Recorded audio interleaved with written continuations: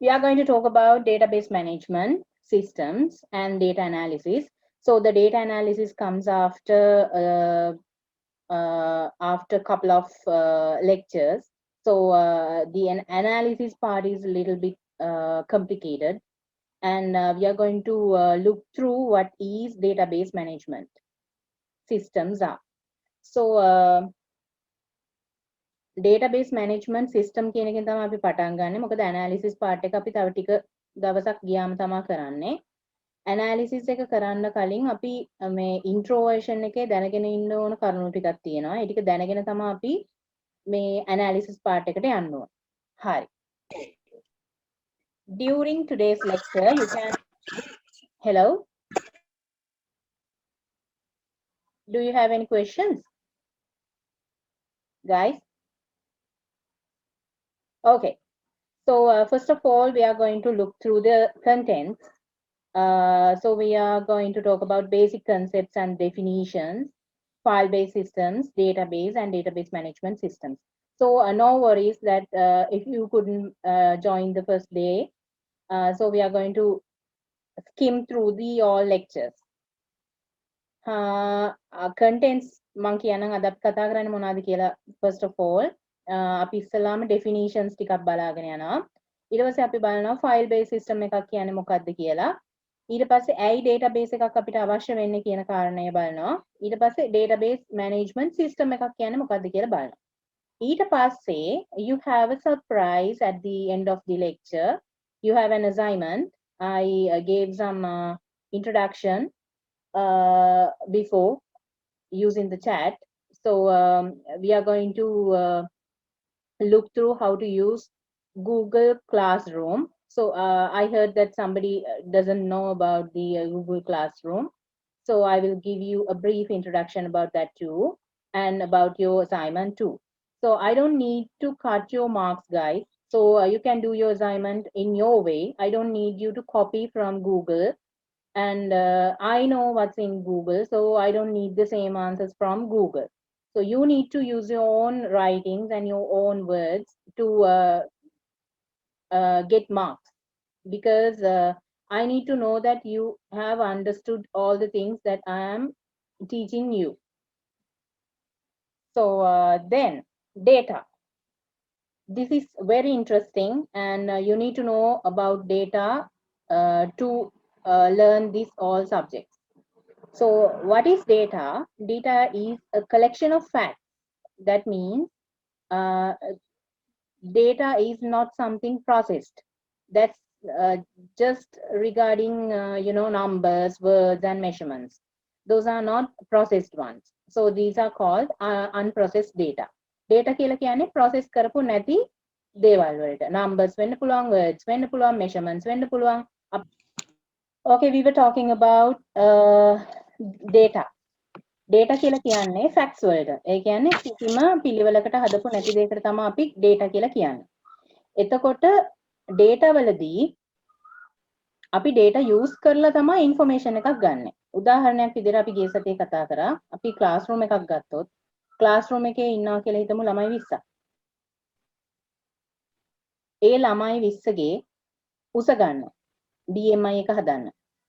උස ගන්නවා බර සටහන් කරගන්නවා. එතකොට උස කියලා ගත්තාම ඒක just data.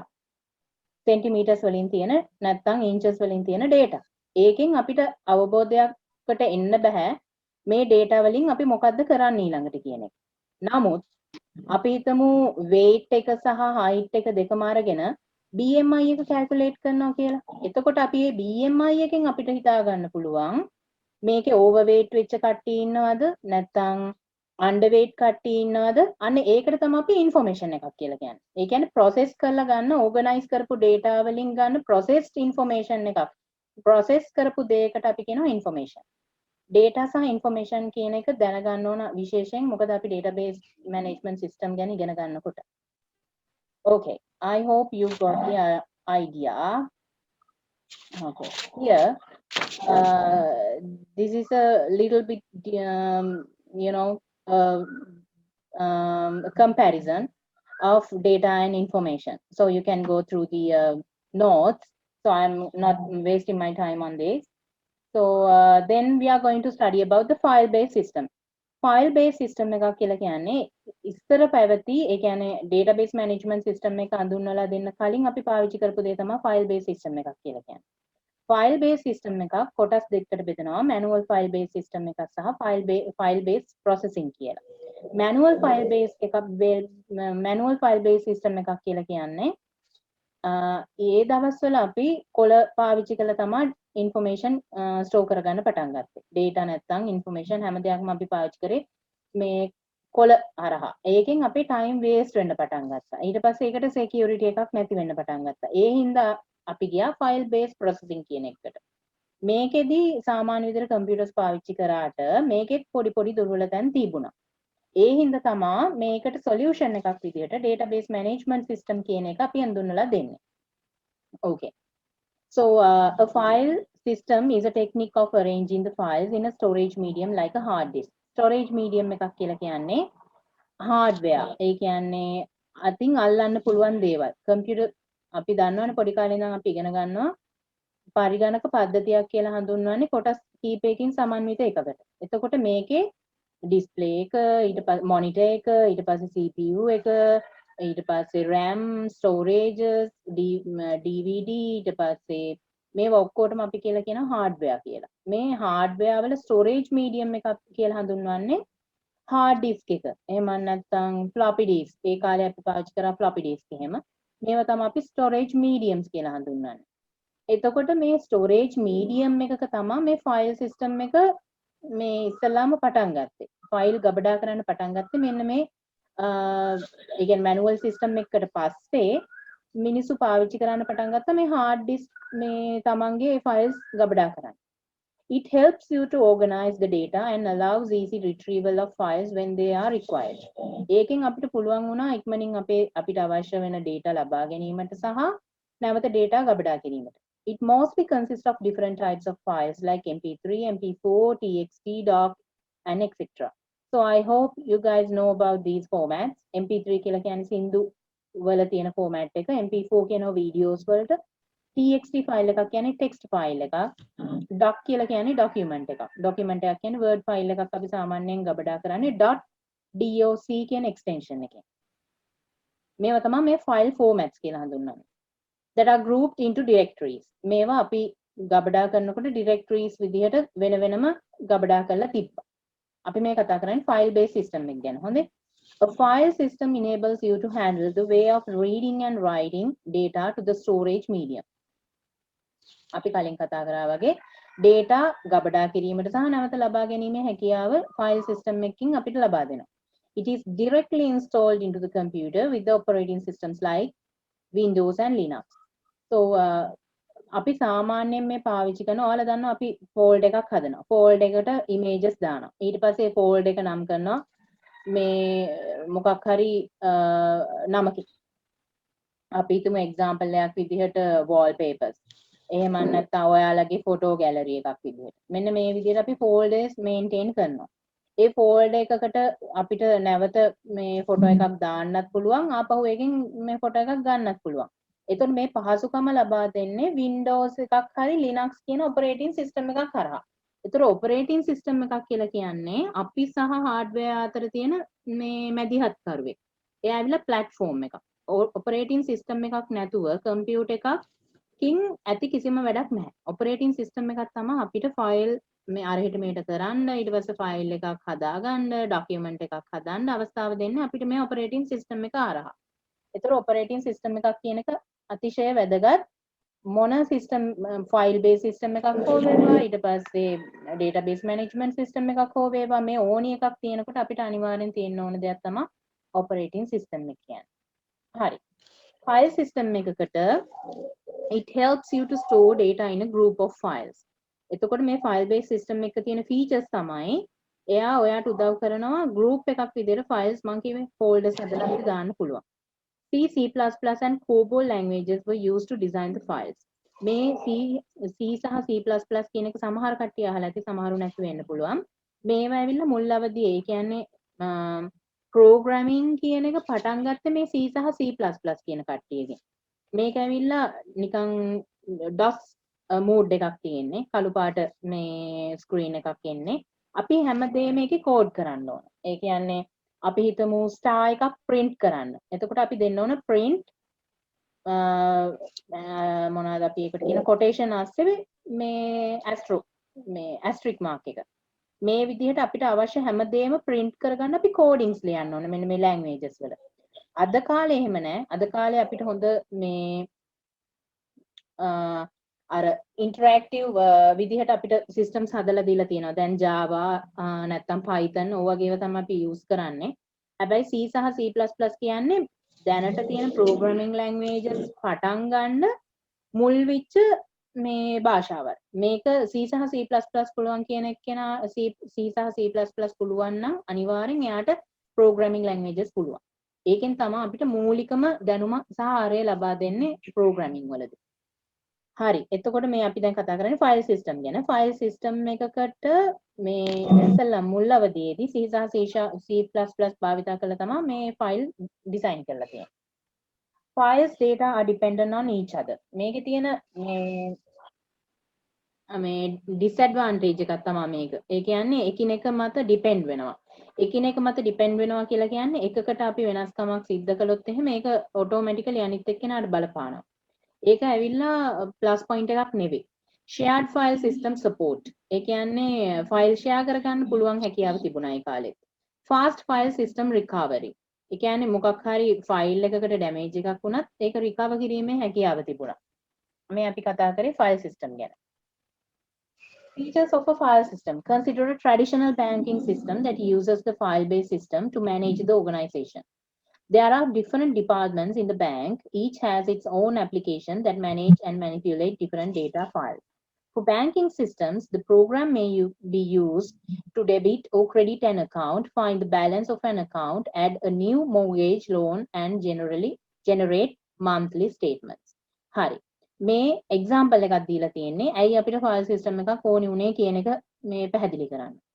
දැන් අපි දන්නවා අපි කොහෙට ගියත් මොන බැංක් එකකට ගියත් මොන බ්‍රාන්ච් එකකට ගියත් මම හිතමු මගේ account එකේ තියෙන බදුල්ලේ. නමුත් මම interact වෙන්නේ කොළඹ තියෙන බැංකුත් එක්ක කියලා. ඒත් ඒගොල්ලන්ගේ networking system එක සහ මේ file එකිනෙකට link වෙලා තියෙන එක හින්දා අපිට පුළුවන් ඕනම තැනකට ගිහිල්ලා ඕනම විදිහකට අපේ වැඩේ කරගන්න. එහෙම නැත්තම් වෙන්නේ කොළඹ ඉන්න මිනිහයාට තමන්ගේ transactions කරන්න බදුල්ලට යන්න වෙනවා.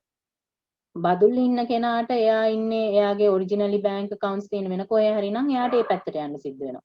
මේක මේ හින්දා තමයි අපිට ඇත්තටම database management system එක කියන එක අවශ්‍යතාවය ඇති වුනේ. Okay, I guess you can understand me, right? People, you can hear me, right? Okay, the screen is not visible. Why? Can't see the screen.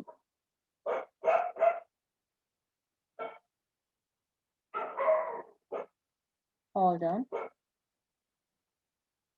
Okay, is it all right now? Is it all right now? Can you see the screen now? Yes, ma'am. Hello. Okay, Yes, ma'am. okay. You can see the screen, right?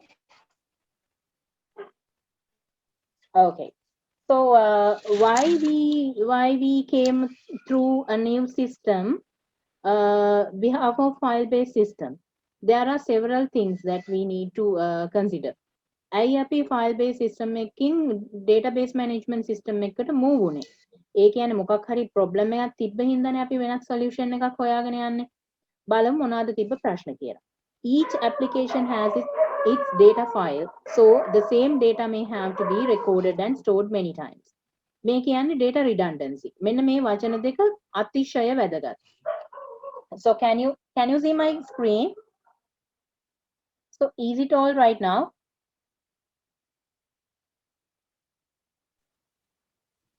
Yes. Okay, okay. So you need to know these two words, data redundancy and data inconsistency. So first of all, I'm going to let you know about data redundancy. Redundant කියලා කියන්නේ duplicate වෙනවා. Data redundancy සහ data inconsistency කියන දෙකම වචන දෙකේම පොඩි සමානාත්මතාවයක් තියෙනවා. but there is a obvious change in these two words. You need to learn these two words precisely. So let's see data redundancy. Data redundancy වලදී වෙන්නේ එකම ෆයිල් එක තැන් කීපයක තියෙනවා. ඒකට තමයි data redundant කියලා කියන්නේ. එහෙම වුණාම වෙන්නේ storage එකේ අමතර ඉඩක් එකම ෆයිල් එකකට වෙන් වෙනවා. අපි හිතමු මෙහෙම ඔයාලගේ accountancy වල ඉන්න ළමයින්ගෙන් මම ගබඩ මේ ස්ටෝර් කරගන්නවා විස්තර. මේ විස්තර ටිකම ආපහු මට අමතක වෙලා මම වෙනම ෆෝල්ඩර් එකකට සේව් කරගන්නවා. So there are two files with the same content in two different places. So this is a waste of storage. So I need to get rid of that thing, because when we deal with large files, it would be a disadvantage for us, because we need to save our storage to let other files to be stored. අනිත් file වලට ඉඩ තියා ගන්න ඕන අපි හැම වෙලාවෙම අපි ස්ටෝරේජ් එකක් පාවිච්චි කරනකොට. ඔයාලා දන්නවා ඇති ඔයාලා සාමාන්‍යයෙන් Google Drive පාවිච්චි කරනවා ඇති. Drive එකේ අපි data දාගෙන යනකොට හරි අපේ photos automatically upload වෙලා හරි මේ drive එකේ ඉඩ මදි වෙනවා. එතකොට අපි කරන්නේ මේ files මකලා අපහු ඉඩ ලබා ගන්නවා. ඒ වගේම අපි හිතමු එකම ෆයිල් එක කීපයක drive එකේ තියෙනකොට ඒකෙන් වෙන්නේ අපිට තව අලුත් ෆයිල් එකක් දාන්න තියෙන ඉඩ කඩ නැති වෙන එකනේ. එතකොට අපි ඒක මේ අපි වග බලා ගන්න ඕනේ එකම ෆයිල් එක අප්ලෝඩ් නොවි තියෙන්න. So that is called data redundancy. Each application has its data file, so the same data may have to be recorded and stored many times. Okay, so data dependence in the file processing system are data dependent, but the problem is incompatible with file format. See here, stored many times. So this is the thing, stored many times, and here with same file format. So when the file format is same and the content is same, that would be not a good thing. එකම file format එකෙන් එකම දේ ගබඩා වීමත් එකම content එක එක විදිහට වෙන තැන්වල ගබඩා වීමත් අපිට සෑහෙන මේ disadvantage එකක්. එතකොට අපි ඒකෙන් අයින් වෙන්න තමයි අපි DBMS එකක් use කරන්නේ. ඔයාලට පස්සේ තේරෙයි ඇයි අපිට ඒක DBMS එකක් කියන එක වැදගත් වෙන්නේ කියලා. Limited data sharing. Limited data sharing කියලා කියන්නේ මේකේ data එකින් අපි හිතමු බැංකුවේ තියෙන එක departments. නැත්නම් අපි හිතමු ඔයාලගේ ATI එකේ තියෙන එක departments. part time කරන ළමෙක් English course එකක් කරනවා, accountancy course එකක් කරනවා. එතකොට ඒ ළමයාගේ details ඒ departments අතර මේ හුවමාරු කරගෙන පාවිච්චි කරන්න බැරි නම් ඒකෙන් ඇති කිසිම තේරුමක් නැහැනේ අපි file based system එකක් පවත්වාගෙන යෑමේ. එකම student ගේ file එක අපිට හැම department එකකටම use කරන්න පුළුවන් වෙන්න ඕන. නැත්නම් එයාගේ file එකක් accountancy එකේ මේ maintain වෙන්නත්, එයාගේම file එකක් English department එකේ maintain වෙන්නත් කිසිම තේරුමක් නැහැ. මොකද එකම දේ තැන් වල වෙනස් විදිහට මේ ගබඩා වීම මේ හොඳ file based system එක මේ feature එකක් නෙවෙයි. So the problem with security, and also there's the main thing about the security. මේ file based system එකේ තිබ්බ ලොකුම අඩුපාඩුව තමයි මේ security කියලා කියන්නේ. ඒ කියන්නේ අපිට පුළුවන් ඕනම කෙනෙක්ට access මේ තියෙනවා file based system එකට. එතකොට එයාට ගිහිල්ලා එයාගේ file එකේ ඕනම වෙනස්කමක් කරන්න පුළුවන්. ඊට පස්සේ file එක මකන්න පුළුවන්. එහෙම නැත්නම් update කරන්න පුළුවන්. ඒ security එකක් නැති හින්දා.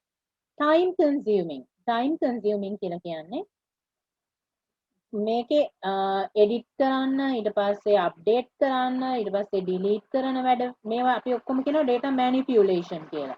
Data manipulation වලට සෑහෙන වෙලාවක් යනවා. That is the main thing after security, time consuming. Because when we are working with and when we are dealing with computer systems, we need to save our time. Then, if not so, there's no need of using computers for our day-to-day life work. So we need to save our time. Excessive program maintenance. That means we need to maintain each and every program with extra cost. So that is not a good thing too. I hope you can get me. If you have any questions, you can use the chat room. Okay. Shall I go to the other section, people?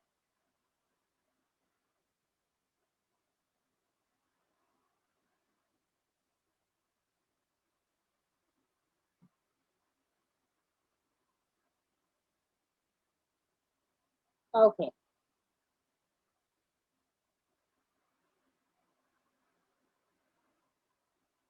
Database. A database is an organized collection of data generally stored and accessed electronically from a computer system. So this is called a database. Database එකක් කියලා කියන්නේ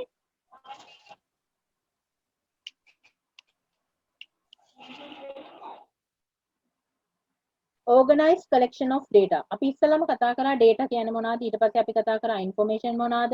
දැන් ඔයාලට තේරෙන්න ඕන මේ එක එක slides අතරේ සම්බන්ධතාවයක් තියෙනවා කියන එක. අපි පාඩම් කරනකොට අපිට තියෙන විශේෂම දේ තමයි අපි ඉගෙන ගන්න දේ අතරේ connection එකක් ගොඩනගා ගන්න බැරි වීමේ අපහසුතාවය. එතකොට මේ එකිනෙක අතර connection එකක් තියෙනවා නම් අපිට ඒව මතක තියාගන්න ලේසි. I don't ask you to by heart anything. I mean, you don't need to remember each and every word here. You just need to keep it in your memory that when I teach you, you just need to take the idea. Then you can proceed.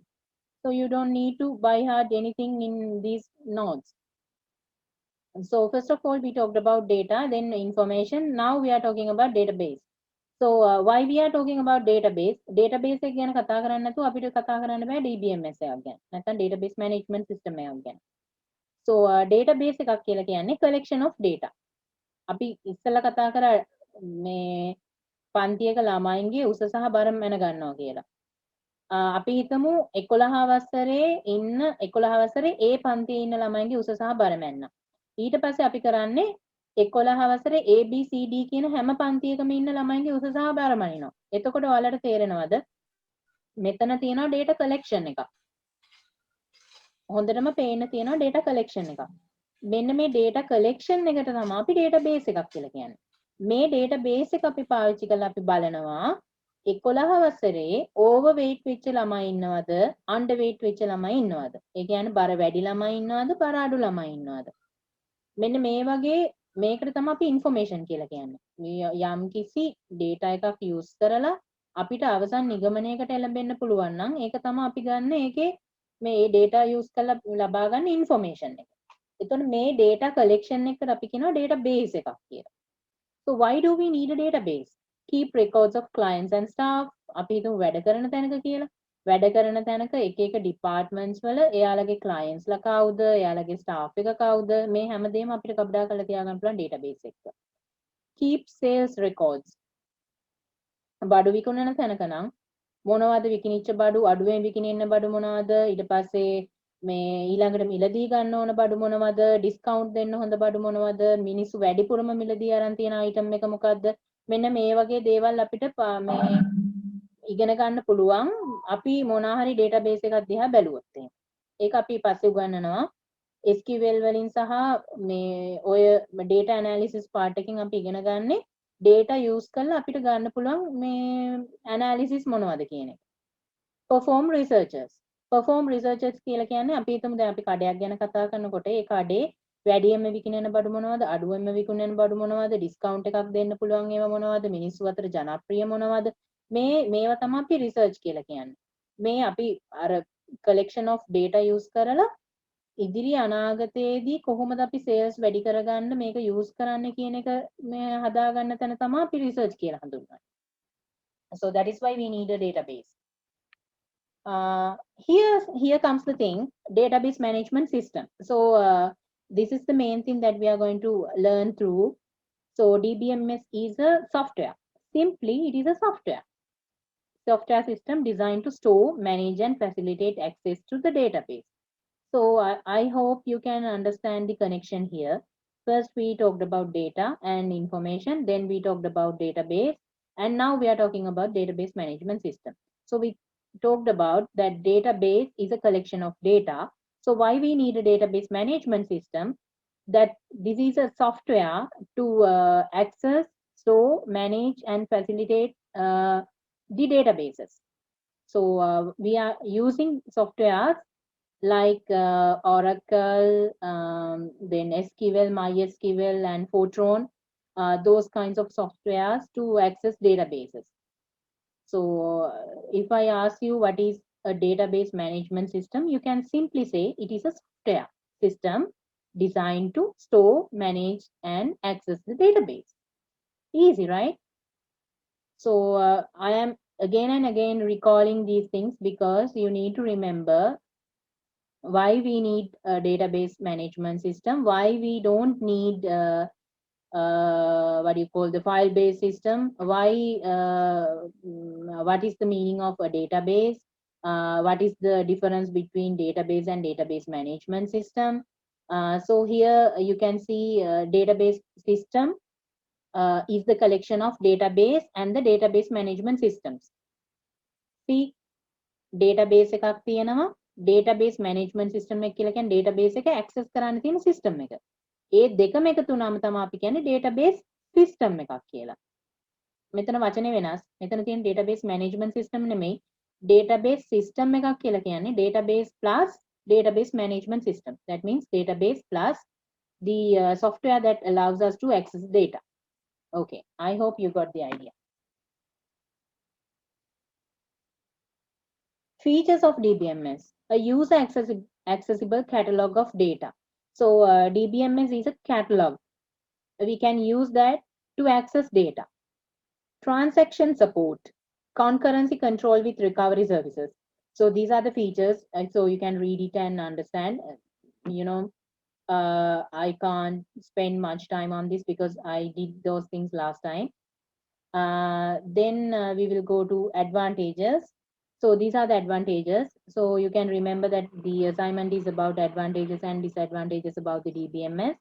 Somebody had a problem with understanding the word contrast and compare.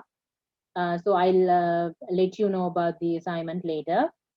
So these are the advantages. So don't write these things in your assignment. I need your words. Let's say data independence. You don't need to say data independence. Instead of that, you can use other words to write down the same thing. Flexibility, efficient data access. Efficient data access means they allow us to access data quickly. Data integrity and security. That means integrity means inside. We can allow the data to be secured. Concurrent access and crash recovery. If the database is badly affected, then we can recover it with the crash recovery thing. Data administration. Data administration means we can use the data for each and everything in a particular manner. Reduce application development time. So that means we can access data. We can use the software, I mean DBMS, to develop. It allows us to access data in a short amount of time. Providing multiple user interfaces means it allows multiple users to use the same database in the same time. So this is a great advantage of DBMS. So you need to go through these things and you need to prepare your assignment. So I didn't mention about the disadvantages because I remember that your assignment is all about advantages and disadvantages. So you need to go through that thing and you need to study along that part. That's why I asked you to do the assignment on that part. So these are the examples of DBMS: Microsoft Access, SQL. See, I have put some icons on these things. Visual Fox Pro is an old version.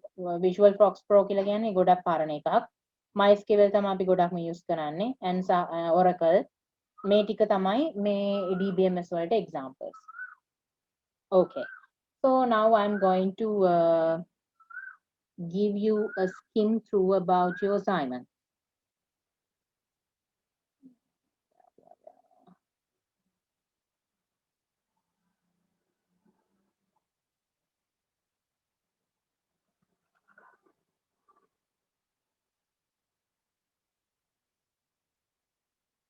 Okay. So I hope you know how to access your mail. So when you go to your mail, you can see my screen, right? People,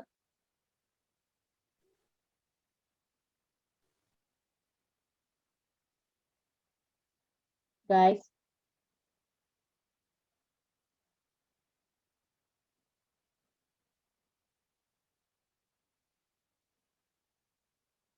Can you see my screen?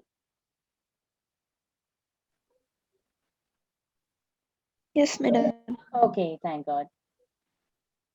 Here, when you go to the welcome screen, ඔයාලා මේ welcome screen එකට ගියපුවාම ඔයාලට දෙනවා මෙන්න මේ චූටි dots ටිකක්.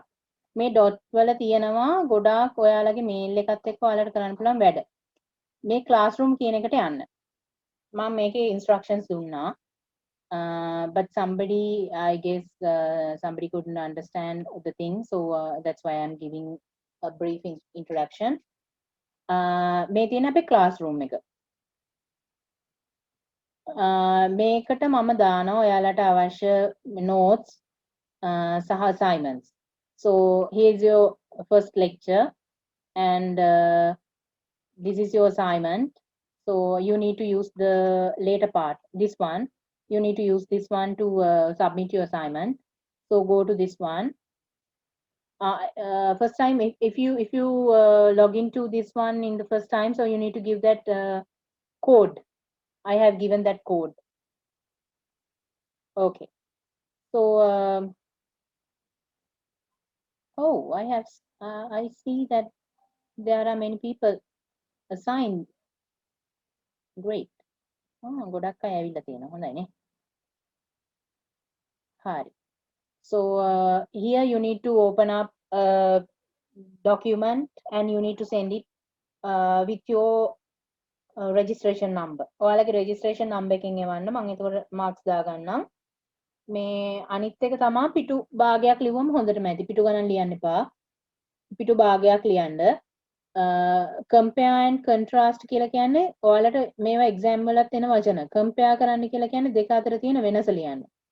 එතකොට ඔයාලා ලියන්න ඕනේ නැහැ advantages වෙනමයි disadvantages වෙනමයි. මේකේ ඔයාලා කරන්න ඕනේ අපි හිතමු DBMS වල මේ advantages disadvantages කියලා දෙපැත්තකට බෙදා ගන්න.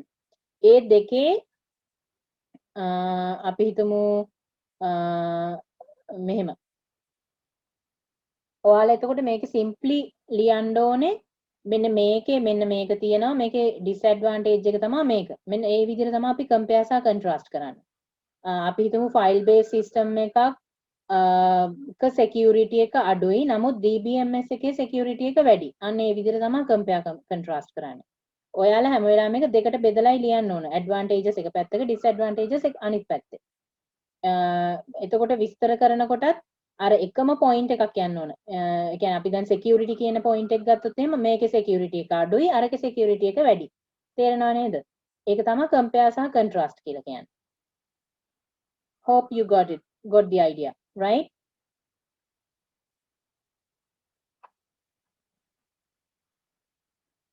Did you get the idea?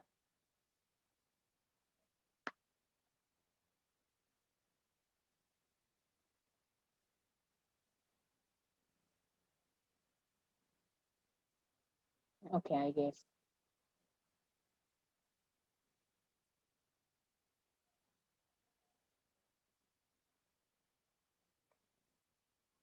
Okay.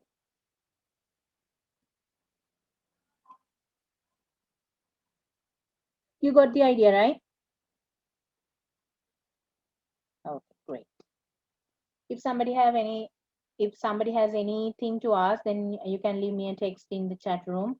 I am looking at the chat room simultaneously, so don't worry. Okay. So this is about your class materials. I have uploaded your assignment as well as your lecture notes here. So you can find out these things in your classroom. Okay. Mm,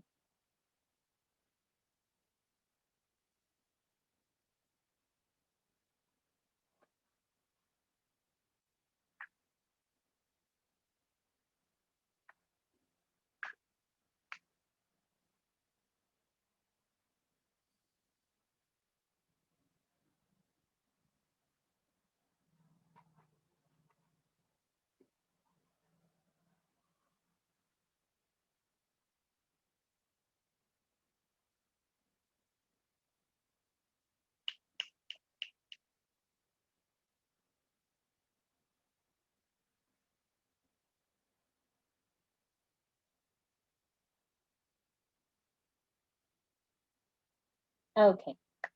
So lecture number 2. Now we are going to talk about main characteristics of the database approach, components of DBMS, and DBMS users. Okay. Main characteristics of the database approach. මොනවද DBMS එකක තියෙන මේ characteristics කියලා බලමු. ගතිගුණ. Self-describing nature. Insulation between program and data. Data abstraction. Support of multiple views of the data. මේ එකින් එක ගැන අපි ඉස්සරහට බලනවා. මේ තමා characteristics. හරි. මොකද්ද self-describing nature කියලා කියන්නේ? A database system is referred to as self-describing because it doesn't only contain the database itself, but also metadata, which defines and describes the data and relationships between tables in the database. This information is used by the DBMS software or database users if needed. Okay, I guess you can remember metadata. I told you last day, metadata is data about data. Simply, මොකද මේ data about data කියලා කියන්නේ? අපි හිතමු image file එකක් තියෙනවා. image file එක right click කරලා properties ගියපුවාම ඒ image file එකේ සම්පූර්ණ විස්තරයක් දෙනවා. කොච්චර size එකක්ද, ඊට පස්සේ මොන format එකේද, author කවුද, ඊට පස්සේ update කරපු දින මොනවද, ඒ හැම විස්තරයක්ම අපිට මේ properties ගියපුවාම දෙනවා. මේ data about data කියලා කියන්නේ එතකොට මේ අපිට ඒ image file එකේ විස්තරයක් ගන්න පුළුවන් ඒ විදිහට අපි ඒක ඇතුළට ගියපුවාම. මෙන්න මේක තමයි metadata එකක් කියලා හඳුන්වන්නේ generally. එතකොට DBMS එක්ක metadata කියන්නේ මොනවද? අපි DBMS එක්ක කතා කරන්නෙම මේ tables ගැන. ඒක අනිවාර්යෙන් මතක තියාගන්න ඕන. tables ගැන තමයි අපි හැම වෙලාවෙම කතා කරන්නේ. එතකොට DBMS එක්ක තියෙන metadata මොනවද කියලා අහුවොත් එහෙම ඔයාලට කියන්න පුළුවන්. rows, name of the row, name of the column, ඊට පස්සේ number of rows, number of columns. මෙන්න මේවා තමයි metadata of DBMS. Simply DBMS වල metadata ගැන කතා කරනකොට ඔයාලට කියන්න පුළුවන් එතකොට row එකක නමක්, column එකක නමක්, rows ගාන, columns ගාන මෙන්න මේවා තමයි metadata වෙන්නේ. එහෙම නැත්නම් generally අපි කතා කරනකොට metadata කියන්නේ data about data. For an example, you can say about the image file. Right. So self-describing nature කියලා කියන්නේ තමන් පිළිබඳවම තමන්ට විස්තර කිරීමේ හැකියාවක් තියෙනවා. මේ database system එකක තියෙන පළවෙනිම characteristic එක. Okay. So see here. So here I'm going to talk about metadata. Metadata කියන්නේ මොකක්ද කියන එක තමයි මේ කියන්න යන්නේ. අපි සාමාන්‍යයෙන් දන්නවා catalog එකක් කියලා කියන්නේ මොකක්ද? දැන් අපි ගේනවා electric බඩුවක් ගෙදරට. ගෙනාපු ගමන් ඉස්සලාම අපි කරන්න ඕනේ කැටලොග් එක බලන්න ඕනේ. කැටලොග් එකේ තමයි තියෙන්නේ කොහොමද ඒ උපකරණය පාවිච්චි කරන්නේ, කොච්චර කරන්ට් එකක් දෙන්න ඕනේද, ඊට පස්සේ කොහොමද ඒක මේ එක්ස්ට්‍රා කෙයා එකකින් පාවිච්චි කරන්නේ. අපි තුන් ෆෑන් එකක් නම් ෆෑන් එකේ කොච්චර ඇම්පියර් ගානක් තියනවද, මොන වගේ මේ ප්ලග් එකකටද අපි ප්ලග් කරන්න ඕනේ, ඊට පස්සේ වොෂ් කරනකොට කොහොමද මේ හැම විස්තරයක්ම කැටලොග් එක අඩංගු වෙනවා. එතකොට DBMS එකේ කැටලොග් එකක් කියලා කියන්නේ මේ database එකේ සම්පූර්ණ description එකක්. මේක තමයි අපි කියන්නේ metadata කියලා කියන්නේ. metadata කියන්නේ. DBMS එකක කැටලොග් එකක් තමයි metadata. ඒ කියන්නේ සම්පූර්ණ database එකේ description එකක්. දැන් මේ රූපේ දිහා බලන්න මේකේ තියෙනවා database එකේ database එක හැදිලා තියෙන metadata සහ raw data වලින්. ඒ කියන්නේ database එක පිළිබඳ විස්තරය. එහෙම නැත්නම් catalog එක. ඒ database එකේ අඩංගු වෙන්නේ මොනවද? ඊට පස්සේ rows කීයක් තියෙනවද? columns කීයක් තියෙනවද? මොනවද relationships, ER diagrams මොනවද? මේවා අපි පස්සේ ඉගෙන ගන්නවා. මේවා තමයි metadata කියලා කියන්නේ. ඊට පස්සේ raw data කියලා කියන්නේ අපි ගබඩා කරන data. අපිට අවශ්‍ය වෙන අපි database එකේ retrieve කරන නැත්නම් අපි ගබඩා කරලා අපව පස්සට උවමනා වෙයි කියලා හිතලා අපි ගබඩා කරන දේවල් වලට තමයි raw data කියලා කියන්නේ. මෙන්න database එකක් හැදිලා තියෙන. එතකොට metadata සහ raw data කියන දෙකෙන්ම. එතකොට මොනවාද metadata කියලා අහුවොත් ඔයාට කියන්න තියෙන්නේ data about data. For a DBMS it is like the catalog. නැත්නම් it stores the description of the database. Simply you can say like that. Right. See metadata, data about data. This is the general example that I have given you because I know that you can't understand. If I say metadata, what is metadata, then you couldn't understand what is it about. So I gave a simple example here, so you can read it later. Now metadata. See database. I told you database එක අනිවාර්යෙන් අපි කතා කරන්නේ tables ගැන. ඒතර table එකේ නම, size එක, number of rows, number of columns මේවා තමයි මේකේ metadata කියලා කියන්නේ.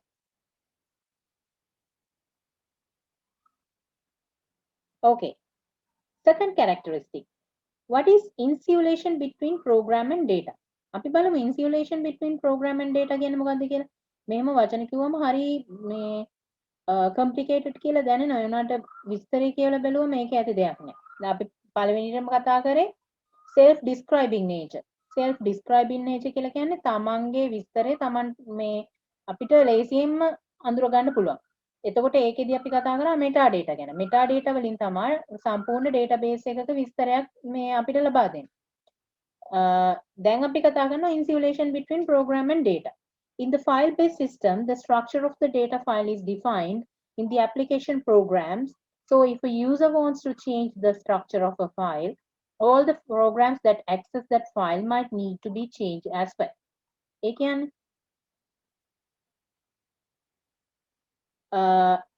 අපි කිව්වා the structure of the data file is defined in the application program. So if a user wants to change the structure of the file, all the programs that access that file might need to be changed as well. මොනවාම හරි file එකකට අපි වෙනසක් කරපුවාම ඒ file එක පාවිච්චි කරලා තියෙන අනිත් හැම තැනම මේ ෆයිල් එක වෙනස් කරන්න ඕන. For an example I will say අපි හිතමු වැල්ලවයින් ආපු ළමෙක් ඉන්නවා ATI එකේ. එතකොට මේ ළමයාගේ ඇඩ්‍රස් එක වෙනස් කරන්න වෙනවා. ඒගොල්ලෝ එක්කෝ වෙනම තැනක ගියක් අරගෙන යනවා. එහෙම නැත්නම් කුලියට යනවා. එතකොට එයාගේ ඇඩ්‍රස් එක මාරු කරන්න ඕන. අපි හිතමු මෙයා accountancy වලත් ඉන්නවා English department එකෙත් English course එකක් මොන හරි කරන. එතකොට English department එකේ මේ ළමයාගේ තියෙන data file මේ detail file එකේ විස්තරේ විතරක් වෙනස් කරලා හරියනවද accountancy එකේ ඒ තියෙන file එකේ විස්තර වෙනස් නොකර? වැඩක් නැහැනේ. මොකද ඒ දෙකේම data update වෙන්න ඕන. එහෙම නැති වුණොත් එයාගේ විස්තරවල තියෙන credibility එක නැති වෙලා යනවා. නැත්තම් එයාට අදාළ ලියුම් හරි මොනවා හරි course details හරි ඒ සියලුම දේ එයාගේ පරණ address එකට ගියාට වැඩක් නැහැනේ. අලුතින් එයාගේ ගිය address එක හැමතැනම update වෙලා ඉන්න ඕන. මෙන්න මේක තමයි DBMS එකක් අපිට වැදගත් වෙන්න ප්‍රධානතම හේතුව. file based system එක මේක අපි manually කරන්න ඕන. නමුත් DBMS එක එහෙම නැහැ. අපි එක coding එකකින් අපිට පුළුවන් සම්පූර්ණම database එකේ විස්තර ටික වෙනස් කරන්න. On the other hand, in the database approach, the data structure is stored in the system catalog and not in the programs. Therefore, one change is all that is need to change the structure of a file. This insulation between the programs and data is also called program data independence. මම මෙන්න මේ කොටස උඩටම ගන්නෙ නැතුව මේක යටට ගත්තේ මම කියවනේ ඔයාලට මේ වචන සමහරක් වෙලාවට ඔයාලට බරපතලයි කියලා හිතෙන්න පුළුවන්. නමුත් මොකද්ද මම දැන් කිව්වේ? එක ප්‍රෝග්‍රෑම් එකක මේ විස්තර වෙනස් කරනවා නම් සහ අපි හිතමු මේක දැන් දෙපැත්තටම තියෙනවා. පටලව ගන්න එපා.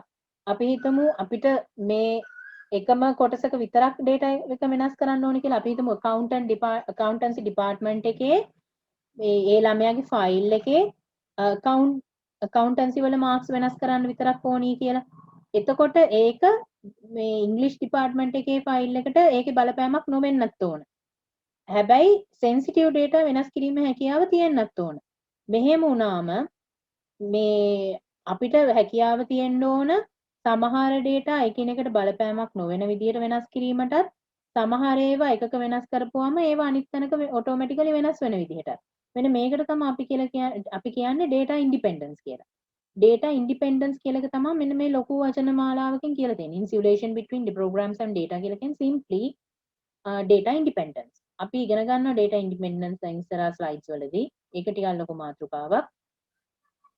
එතකොට මේකදී අපි ඔළුවට ගන්න ඕන එකම දෙයයි data සමහරක් වෙලාවට අපිට change කරන්න සිද්ධ වෙනවා. සමහරක් වෙලාවට ඒ change කරන data sensitive වෙන්න පුළුවන්. ඒ කියන්නේ එක තැනක change කරපුවම තව තැනක change වෙන්නත් අවශ්‍ය වෙන්න ඕන. සමහර ඒවා තියෙනවා අපි හිතමු මං හිතනවා ඔයාලා දන්නවා ඇති data structures ගැන. integer types, string types, char types මෙන්න මේ විදිහේ types තියෙනවා. එතකොට අපි හිතමු අපි address එක වෙනස් කරනවා නම් address එක වෙනස් කරන එයාගේ data format එක අපි වෙනස් කරන්න අවශ්‍ය නැහැනේ. ඒක තියෙන්න ඕන හැම වෙලාවෙම string type එකේ. ඒ string type එක වෙනස් කරන්නේ නැතුව එයාගේ data විතරක් වෙනස් කිරීමේ හැකියාව දෙනවා insulation between program and data කියන එක. simply වෙනස් කළ යුතු data අනිත් ඒවාට හානියක් නොවන විදිහට වෙනස් කිරීමේ හැකියාව දෙනවා මෙන්න මේ insulation between program and data කියන මේ characteristic එකෙන්. I hope you got the idea. So now we are going to talk about the data independency. What is program data independence? Changing data storage structures and operations without changing the DBMS access programs. See, I told you the structures. Structure එක කියලා කියන්නේ අපි data ගබඩා කරන්න මේක හරියට හිතන්නකො නිකන් cardboard පෙට්ටියක් කියලා.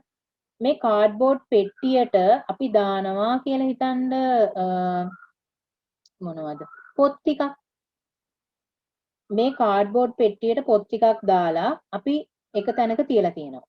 ඊට පස්සේ තවත් පෙට්ටියක් අරගෙන අපි හිතමු ඔයාගේ first semester එකේ මේ ඉවර කරපු පොත් ටික එක පෙට්ටියකට දාලා අපි අයින් කරනවා. තව පෙට්ටියක් ගන්නවා. ඔයාගේ second semester එකේ පාඩම් කරපු පොත් ටික එකට දානවා. ඊට පස්සේ අපි මේ පෙට්ටිය එතනම තියනවා. මෙන්න මේ විදිහට ගබඩා කිරීමක් තමයි data structure එකක වෙන්නේ. data structure එක හරියට එතකොට අර cardboard පෙට්ටිය වගේ. ඒ cardboard පෙට්ටියෙන් ඔයාට දෙන්නේ ඒ අදාළ data structure එකේ data විතරක් ඒ මේ ස්ථානයේ ගබඩා කරන්න විතරයි.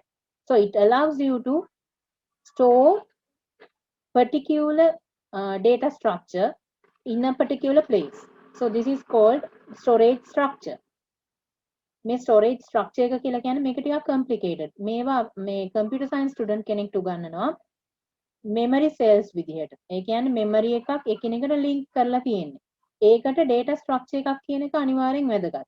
data structure එකෙන් සහ memory cell එකේ address එකෙන් තමයි මේවා හැම එකක්ම ගබඩා වෙන්නේ. එච්චර වොමනා නැහැ. ඔයාලා නිකන් මතක තියාගන්න මේ storage structure එකක් කියලා කියන්නේ නිකන් හරියට cardboard පෙට්ටියක් වගේ කියලා. ඒකට දාන්නේ අපි particular දේවල් විතරයි. දැන් first semi එකේ documents නම් ඒකට දාන්නේ අපි first semi එකේ documents විතරයි. ඊළඟ පෙට්ටියට දාන්නේ අපි second semi එකේ documents ටික විතරයි. අන්න මේ වගේ තමයි මේ data storage structure එක. එතකොට DBMS access program එකට හානියක් නොවන විදිහට අන්න අර structure මේ store කරලා තියෙන අර cardboard පෙට්ටියට අවශ්‍ය දේවල් දාන එක තමයි මෙන්න මේ data independence කියලා කියන්නේ simply. These DBMS access programs are independent of data representation and storage details. See, access program එක කියලා කියන්නේ අතරමැදියෙක්. අපි කිව්වා database එකකින් data ලබා ගැනීමට හෝ update කිරීමට නැත්නම් delete කිරීමට මේ හැම දෙයකම මේ ඉන්න අතරමැදියා තමයි DBMS software එකක් කියලා කියන්නේ. DBMS එකක් කියලා කියන්නේ. නැත්නම් software එක. මේ software එකට කිසිම හානියක් නොකර අන්න අර data storages වල තියෙන ඒවා access කරන එක තමයි data independence කියලා කියන්නේ. මම හිතනවා ඔයාලට තේරෙන්නේ නැති කියලා. එතකොට මෙන්න මේ මෙච්චර ලොකු දේවල් තිබුණාට අපිට ප්‍රශ්නයක් නැහැ. Insulation between program and data කියලා කිව්වම ඔයාලට දැන් මතක් වෙන්න ඕනේ. කාඩ්බෝඩ් පෙට්ටි වගේ දේවල් තියෙනවා. ඒවා එකිනෙක නම් කරලා තියෙනවා. ඒ නම් කරලා තියෙන එකට අදාළ මේක තමයි අපි එකට දාන්න ඕනේ. එහෙම දානකොට කාඩ්බෝඩ් පෙට්ටියටවත් ඒ නම් කරලා තියෙන ටැග් එකකටවත් කිසිම හානියක් නොවන විදිහට අපි අදාළ දේ අදාළ තැනට දාන එක තමයි මෙන්න මේ data independence කියලා කියන්නේ. Allows database administrators to retool a database.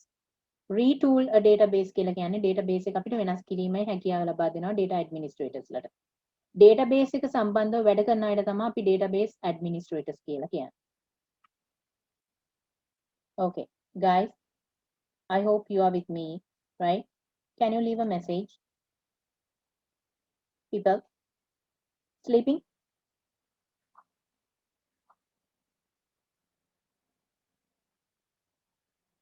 Guys, sleeping? Okay, that's great. Nice. මම හිතුවා කාලා බීලත් නෙන්නේ හින්දා නිදිත් ගන්න නැහැ කියලා. හරි. data independence තේරුණා නේද? මොනවද ඒතර අපි කතා කරේ? අපි ඉස්සෙල්ලාම කතා කරා පළවෙනි lecture එකේදී data කියන්නේ මොනවද? ඊට පස්සේ information කියන්නේ මොනවද? ඊට පස්සේ file based system එකක් කියන්නේ මොනවද? ඊට පස්සේ ඇයි file based system එක අපි අතෑරලා DBMS එකට මාරු වෙන්න ගියේ? ඊට පස්සේ අපි කතා කරා මොකද්ද data මේ database එකක් කියන්නේ මොකද්ද කියලා කතා කරා. ඊට පස්සේ database management system එකක් කියන්නේ මොකද්ද කියලා කතා කරා. දැන් අපි කතා කරනවා database management system එකක තියෙන characteristics මොනවද කියලා. පළවෙනියටම අපි කතා කරේ මොකද්ද?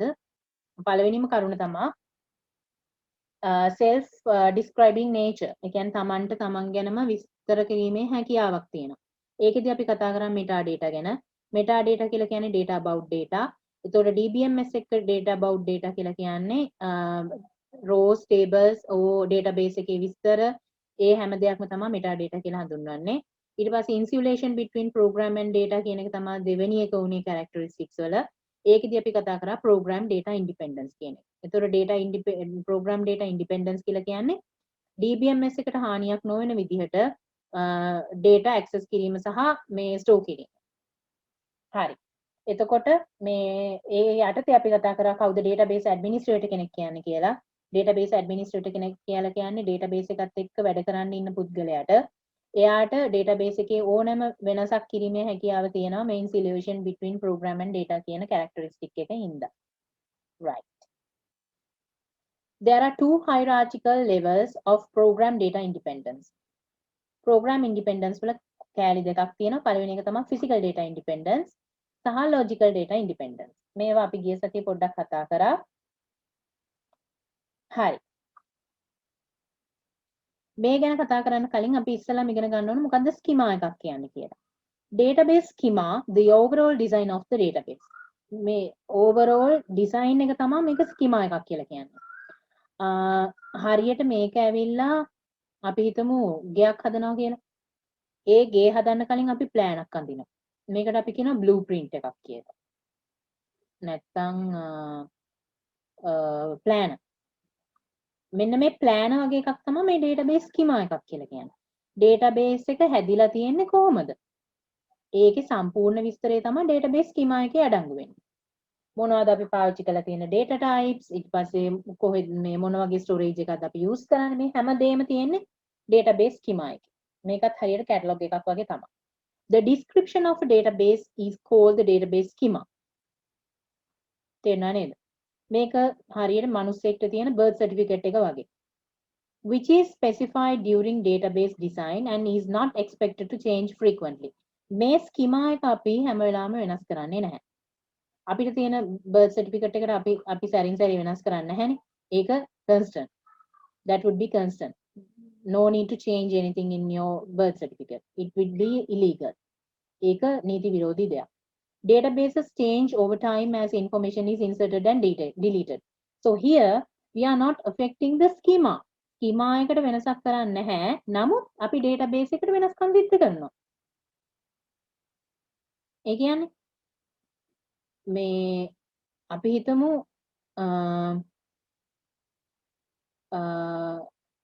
database එක තියෙනවා. database schema එක තියෙනවා. ඒ කියන්නේ database එකේ සම්පූර්ණ විස්තරය, design එක ගැන තියෙන විස්තරය තමයි database schema එක කියන්නේ. database schema එක අපි කොයි වෙලාවකවත් වෙනස් කරන්නේ නැහැ. නමුත් database එකට වෙනස්කම් කිරීමේ හැකියාව අපිට තියෙනවා. අපි database එකක් පාවිච්චි කරන්නේ මොකටද? අපි විස්තර ඇතුළත් කරන්න, නැත්නම් delete කරන්න, එහෙම නැත්නම් ඒකෙන් අප්ඩේට් කරන්න. ඒකට තමයි අපි database එකක් තියාගෙන ඉන්නේ. ඒතකොට database එකේ වෙනස්කම් කිරීමේ හැකියාව තියෙනවා. නමුත් database schema එකට වෙනස්කම් කිරීමේ හැකියාව නැහැ. A database schema corresponds to the variable declaration along with associated type definition in a program. Database schema එක database schema එකේදී අපි පාවිච්චි කරන data types කියලා මම කලින් කිව්වා character string ඊට පස්සේ integer types මේවට තමයි අපි database මේ structures කියලා කිව්වේ data structures මේ data structures සම්බන්ධ විස්තර ඔක්කොම අපි අඩංගු කරන්නේ මේ database schema එකේ. එතකොට මේ database schema එකේට වෙනස්කමක් කරන්නේ නැතුව database එකට වෙනස්කම් කිරීමේ හැකියාව මේ තියෙනවා කියන එක තමයි මේ slide එකෙන් සම්පූර්ණයෙන් කියන්නේ. එතකොට ඔළුවට ගන්න ඕන එකම දෙයයි database schema එකක් කියන්නේ මොකද්ද? ඊට පස්සේ database schema එකකින් වෙන්නේ මොකද්ද? ඔන්න ඔච්චරයි ඔළුවට ගන්න ඕන. හරි. මේ තියෙන්නේ tree schema architecture. ඒ කියන්නේ කොහොමද database එකක් හැදෙන්නේ? අපි අර කලින් කිව්ව design එක තමයි මේ තියෙන්නේ. The goal of this architecture is to separate the user applications and the physical database.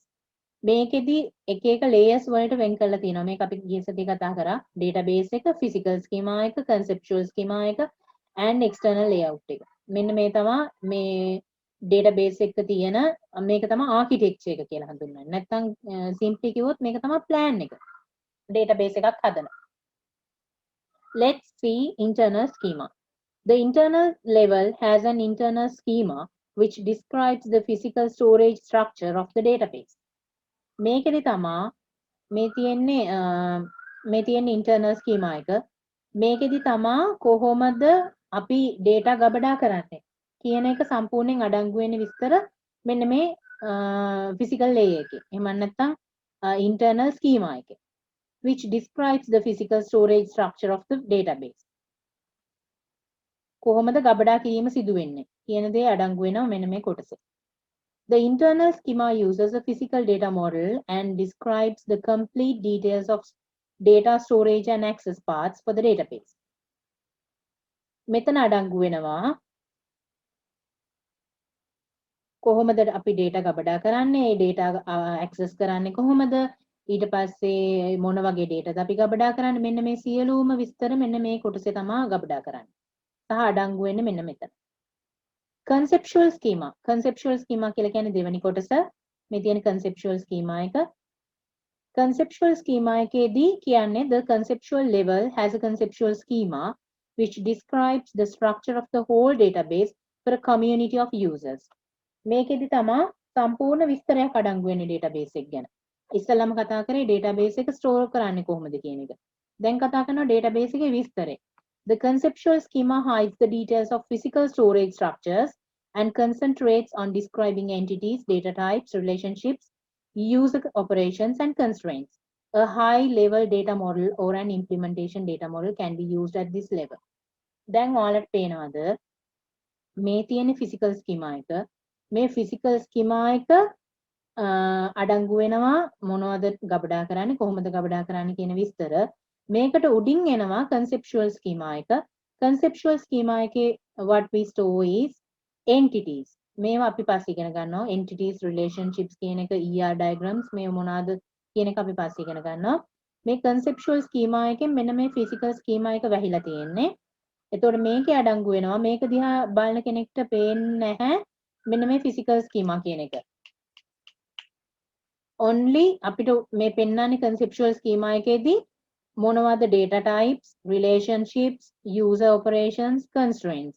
මේක ඇවිල්ලා ටිකක් complicated දෙයක්. මේ ටික අපි ඉගෙන ගන්නවා ඊළඟ lectures වලදී ER diagrams ගැන සහ relationships ගැන ඉගෙන ගන්නකොට මේකෙදි මෙන්න මේ entities ඊට පස්සේ මේ data types කියන්නේ අපි අර කලින් කතා කරපු data types නෙමෙයි මේ ඇවිල්ලා මේ entity relationships ගැන තියෙන data types ඊට පස්සේ මේ use operations කියලා කියන්නේ සහ constraints කියලා කියන්නේ database එකේ අපි මොනවා සඳහාද මේ database එක පාවිච්චි කරන්නේ ඊට පස්සේ මොනවද මේකේ තියෙන මේ constraints කියන්නේ limits මොනවද ඊට පස්සේ මේ මොනවද මේ data අතර තියෙන relationships ඊට පස්සේ මොනවද මේකේ හදන tables rows මොනවද මේකේ අපි identify කරන මේ හැමදේම අඩංගු වෙන මේ conceptual schema කියන තැන.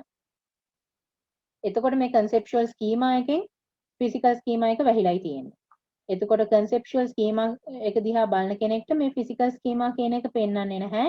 මෙතන පෙන්වන්නේ entities relationships සහ constraints ගැන විතරයි. Right.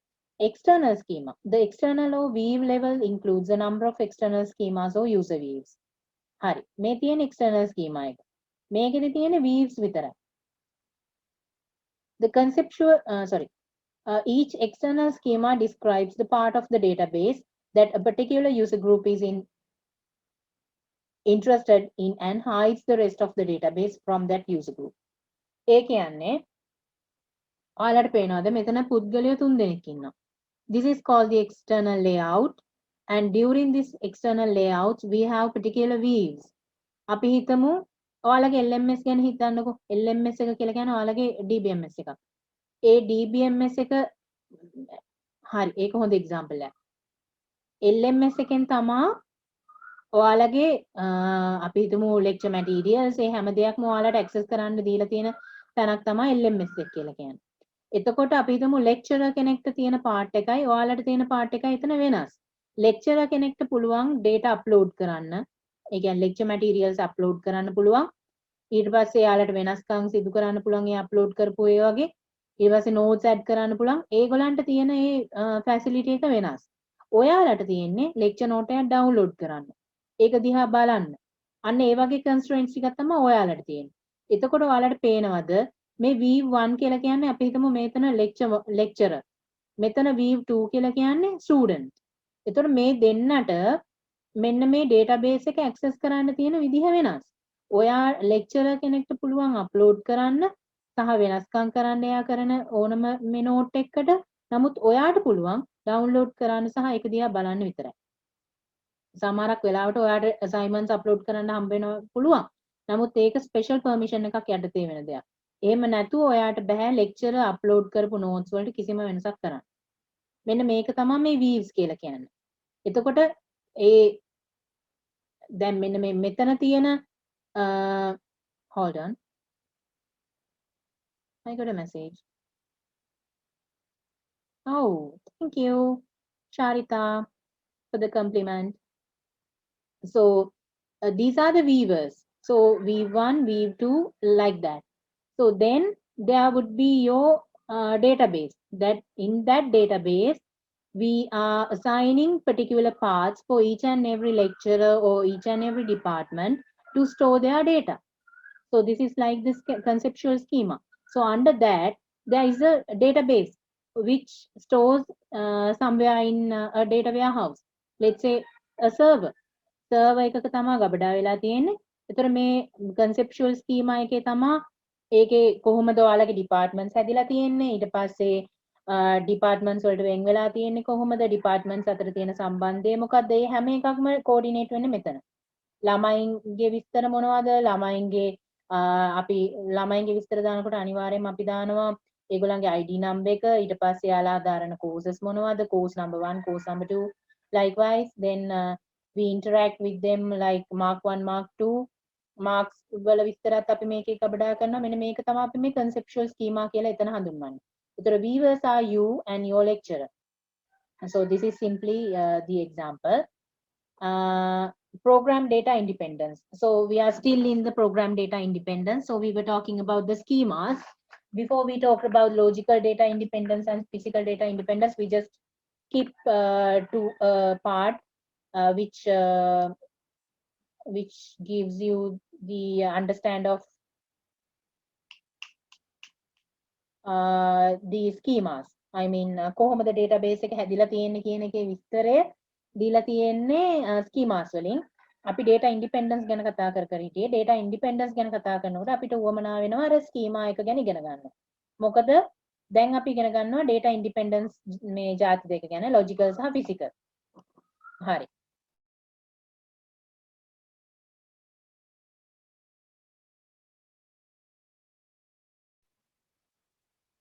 Guys, can you hear me?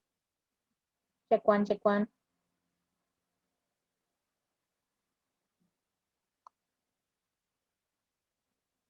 People.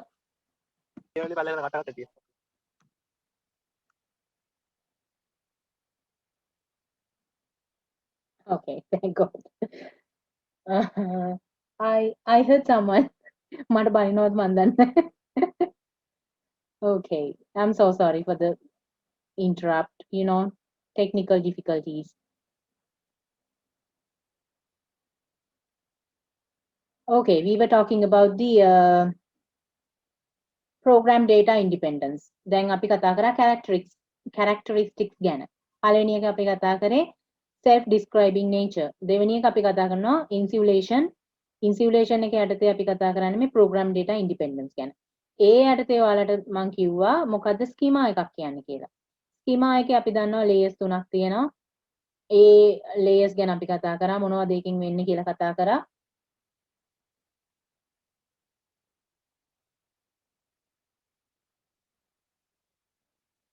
Where's my screen?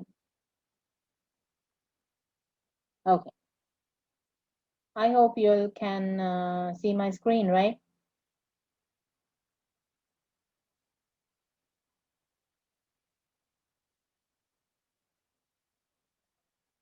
Okay. Great. Right. Let me drink some water.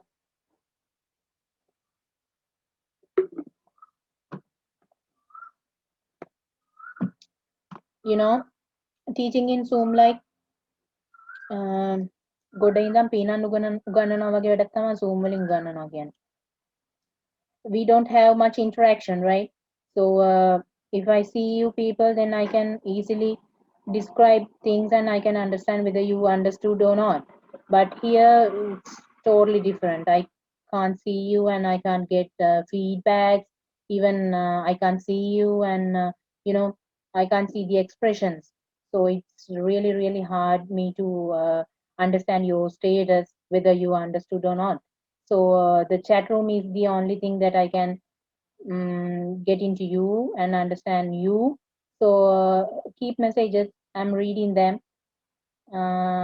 No worries if you can't understand anything. Then raise your hand and leave a text. Then I will go through that again and again. I don't worry about going through same thing again and again. I just need you to understand well. Right.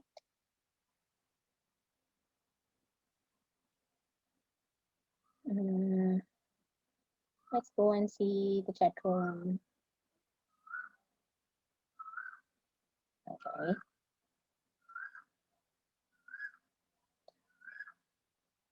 What's that?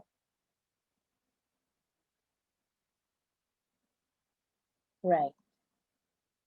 What's wrong with my screen? Okay. Now we are going to talk about logical data independence and physical data independence. Something happened. Logical data independence is the capacity to change the conceptual schema without having to change external schemas or application programs. So guys, I hope you can get now what is the conceptual schema is. Conceptual schema is that entity ගැන කතා කරා, relationships ගැන කතා කරා. අන්න ඒක තමයි conceptual schema කියලා කියන්නේ. මම මෙහෙම කියනකොට ටක් ගාලා මතක් වෙනවා අර දෙවෙනියට මැදින් තිබ්බ එක තමයි conceptual schema කියන්නේ.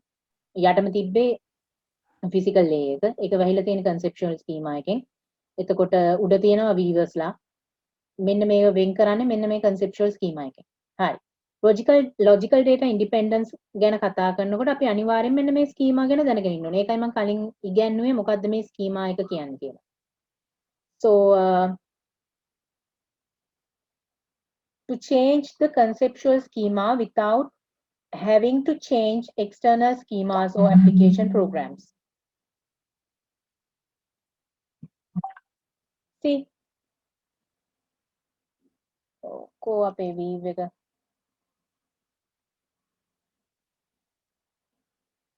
Right here. So this is the conceptual schema.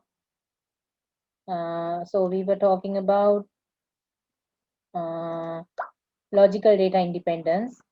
So it says conceptual schema without having to change external schemas. මොකක්ද external schema එක කියන්නේ?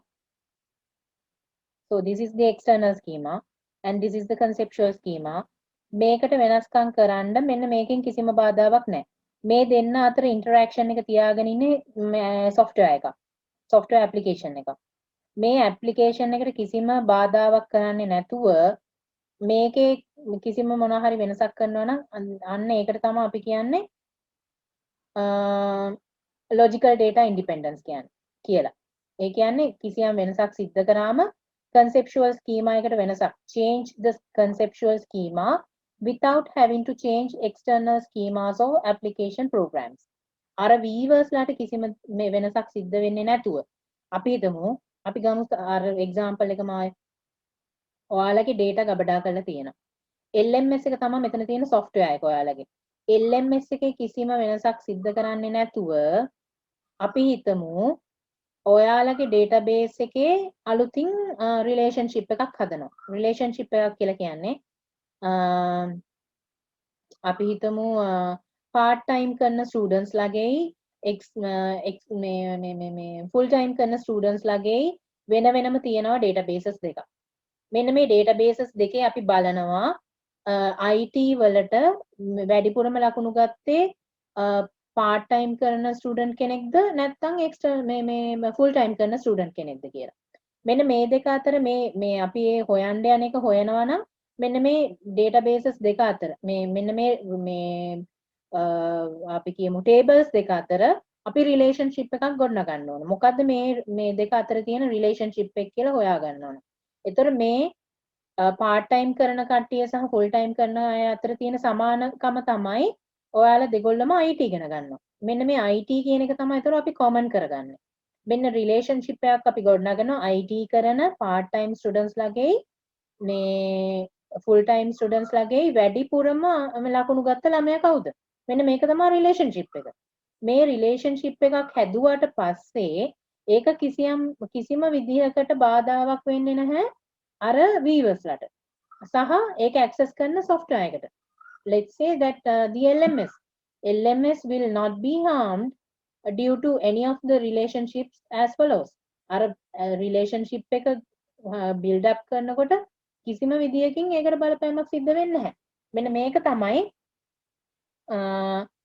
මේ logical data independence කියලා කියන්නේ.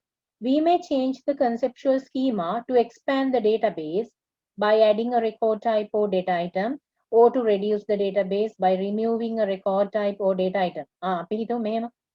දැන් part time කරපු එක ළමෙක් අයින් වෙලා යනවා. part time කරපු ළමෙක් නෑ full time කරපු ළමෙක් එයාට job එකක් හම්බෙලා එයා part time කරන්න පටන් ගන්නවා. එතකොට තව දුරටත් අපි තියන්නේ නැහැනේ එයාගේ නම full time කියන list එකේ.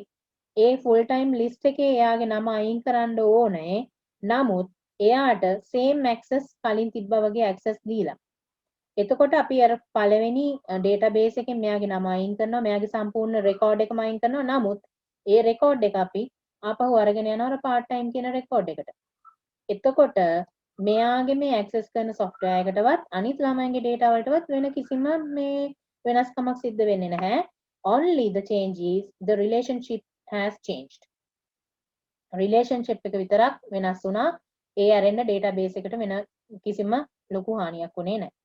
In the later case, external schemas that reverse only to the remaining data should not be affected. See, අනිත් data වලට කිසිම බලපෑමක් වෙන්න බෑ. එයා එතනින් අයින් වුණා කියලා අනිත් ළමයිගේ data වලට කිසිම බලපෑමක් සිද්ධ වෙන්නේ නැහැ. Only the weave definition and the mapping needs to be changed in a database DBMS that supports the logical data independence. අපි මේකෙදි කරන්නේ පොඩ්ඩක් mapping වෙනස් කරන එක විතරයි. That's a great example, which means the part time then the full time example. Full time කරපු ළමයෙක් ස්ටුඩන්ට් කෙනෙක් part time වලට යනවා නම් එයාගේ රෙකෝඩ් එක අතනින් විතරක් අයින් කරලා ඒක අපි ආපහු අරකට ඇඩ් කරන්න ඕනේ. ඒ ඇඩ් කරනකොට මැපින් විතරයි වෙනස් වෙන්නේ. සා රිලේෂන්ෂිප් එක වෙනස් වෙනවා විතරයි. මේ රිලේෂන්ෂිප් කියන ඔයාලට පස්සේ උගන්වනවා. රිලේෂන්ෂිප් එක ගැන වෙනස් වෙනවා විතරයි. කිසිම විදිහකට weave සහ අනිත් ළමයින්ගේ data වලට වෙනසක් වෙන්නේ නැහැ. That is called logical data independence. Right. Now we are going to talk about physical data independence. Physical data independence is the capacity to change the internal schema without having to change the conceptual schemas. Hi, let's go back to the picture. Physical data independence is the capacity to change the internal schema without having to change the conceptual or external schemas. Right. Hi. Then kata kare. Hold on. Internal schema. Right. Internal schema එක අපි වෙනස් කරනවා. Internal schema එක මේක තමයි internal schema එක. Internal schema එකේ මොනවාම හරි වෙනසක් සිද්ධ කරන්න මෙන්න මේ දෙන්නගේ කිසිම බලපෑමක් නැහැ. හේතුව තමයි මේගොල්ලෝ individual සහ independent layers වල ඉන්නේ. මේ layers එකිනෙකට කිසිම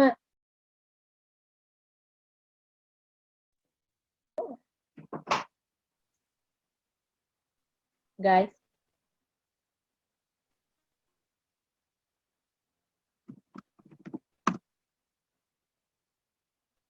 you there, right? People?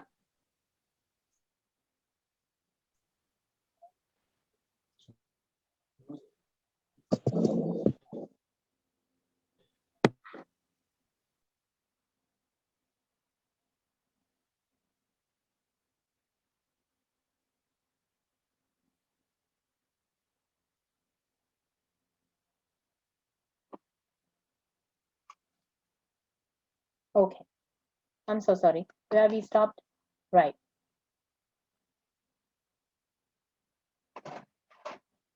Okay. Where is my lecture on? Right. Here. So we were talking about so here, physical data independence. We are going to talk about physical data independence. Physical data independence is the capacity to change the internal schema without having to change the conceptual schemas. Right. We are going back to the diagram here. See, මෙන්න මේ physical schema එකට යම්කිසි වෙනසක් සිද්ධ කරනවා නම් ඒක මෙන්න මේ මේ දෙන්නට කිසිම විදියකින් බලපෑමක් වෙන්නේ නැහැ. අපි කිව්වා අපි හිතමු database එක දැනට තියෙන්නේ C drive එකේ කියලා. අපි ඒ C drive එකෙන් database එක move කරනවා D drive එකට. එහෙම move වුණා කියලා V1 වලටවත් මේ V2 වලටවත් කිසිම විදිහක වෙනසක් වෙන්නේ නැහැ. ඒගොල්ලන්ට ඒ විදිහටම data accept මේ කරන්න පුළුවන් සහ conceptual schema වල තියෙන ER diagram වලට relationship වලට කිසිම වෙනසක් වෙන්නේ නැහැ. Only the database එක තිබ්බ place එක වෙනස් වෙනවා විතරයි. මම හිතුවා තේරෙනවා කියලා. Changes to the internal schema may be needed because some physical files had to be recognized. For example, by creating additional access structures to improve the performance of retrieval or update. අපි හිතමු සමහර කරාට අපිට update කරන්න සිද්ධ වෙනවා මේ ඒ කියන්නේ data වල performance improve කරන්න කියන්නේ data මේ ලබා ගැනීමේ සහ update කිරීමේ හැකියාව වැඩි කිරීම සඳහා අපිට යම් වෙනස්කම් සිද්ධ කරන්න වෙනවා database එකකට. එතකොට ඒ වගේ database එකකට වෙනස්කමක් සිද්ධ කරාට ඒ කිසිම විදිහකින් බලපෑමක් එල්ල කරන්නේ නැහැ conceptual schema එකටවත් මේ external schema එකටවත්. If the same data as before remains in the database, we should not have to change the conceptual schema. Data ඒ විදිහටම database එකේ තියෙන තාක්කල් අපිට conceptual schema වල කිසිම වෙනසක් සිද්ධ කරන්න ඕනේ නැහැ. අපි හිතමු අලුතින් ආය අපි අර වගේ data දාන්න structures හදනවා. ඒ කියන්නේ තව cardboard පෙට්ටි ටිකක් ඇතුළට එකතු කරනවා නම් විතරයි අපි conceptual schema එක වෙනස් කරන්නේ. එහෙම නැත්නම් කිසිම විදිහකින් අපි මේ conceptual schema එකවත් external schema එකවත් වෙනස් කරන්නේ නැහැ.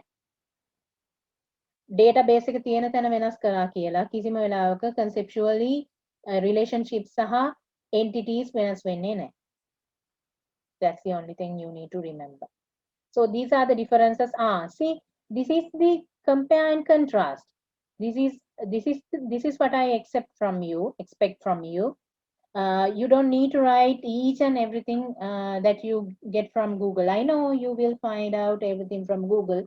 Even me, I'm searching each and every assignments in Google, but I make some differences in these words and I write it in my own words. So the lecturer will be confused and he will never ever find out that I copied from Google. That's why I asked you to read and understand and write it in your own words. Then it will not be a problem for your assignments and you will understand something. And don't copy from others, because if you copy, then it is like cheating and it will not be a good thing for you. Why I'm giving you assignments is I need you to understand something and I need you to concentrate something and learn by yourself. That's why I'm giving you assignments. If not so, I can put some marks, random marks, and I can hand over the thing.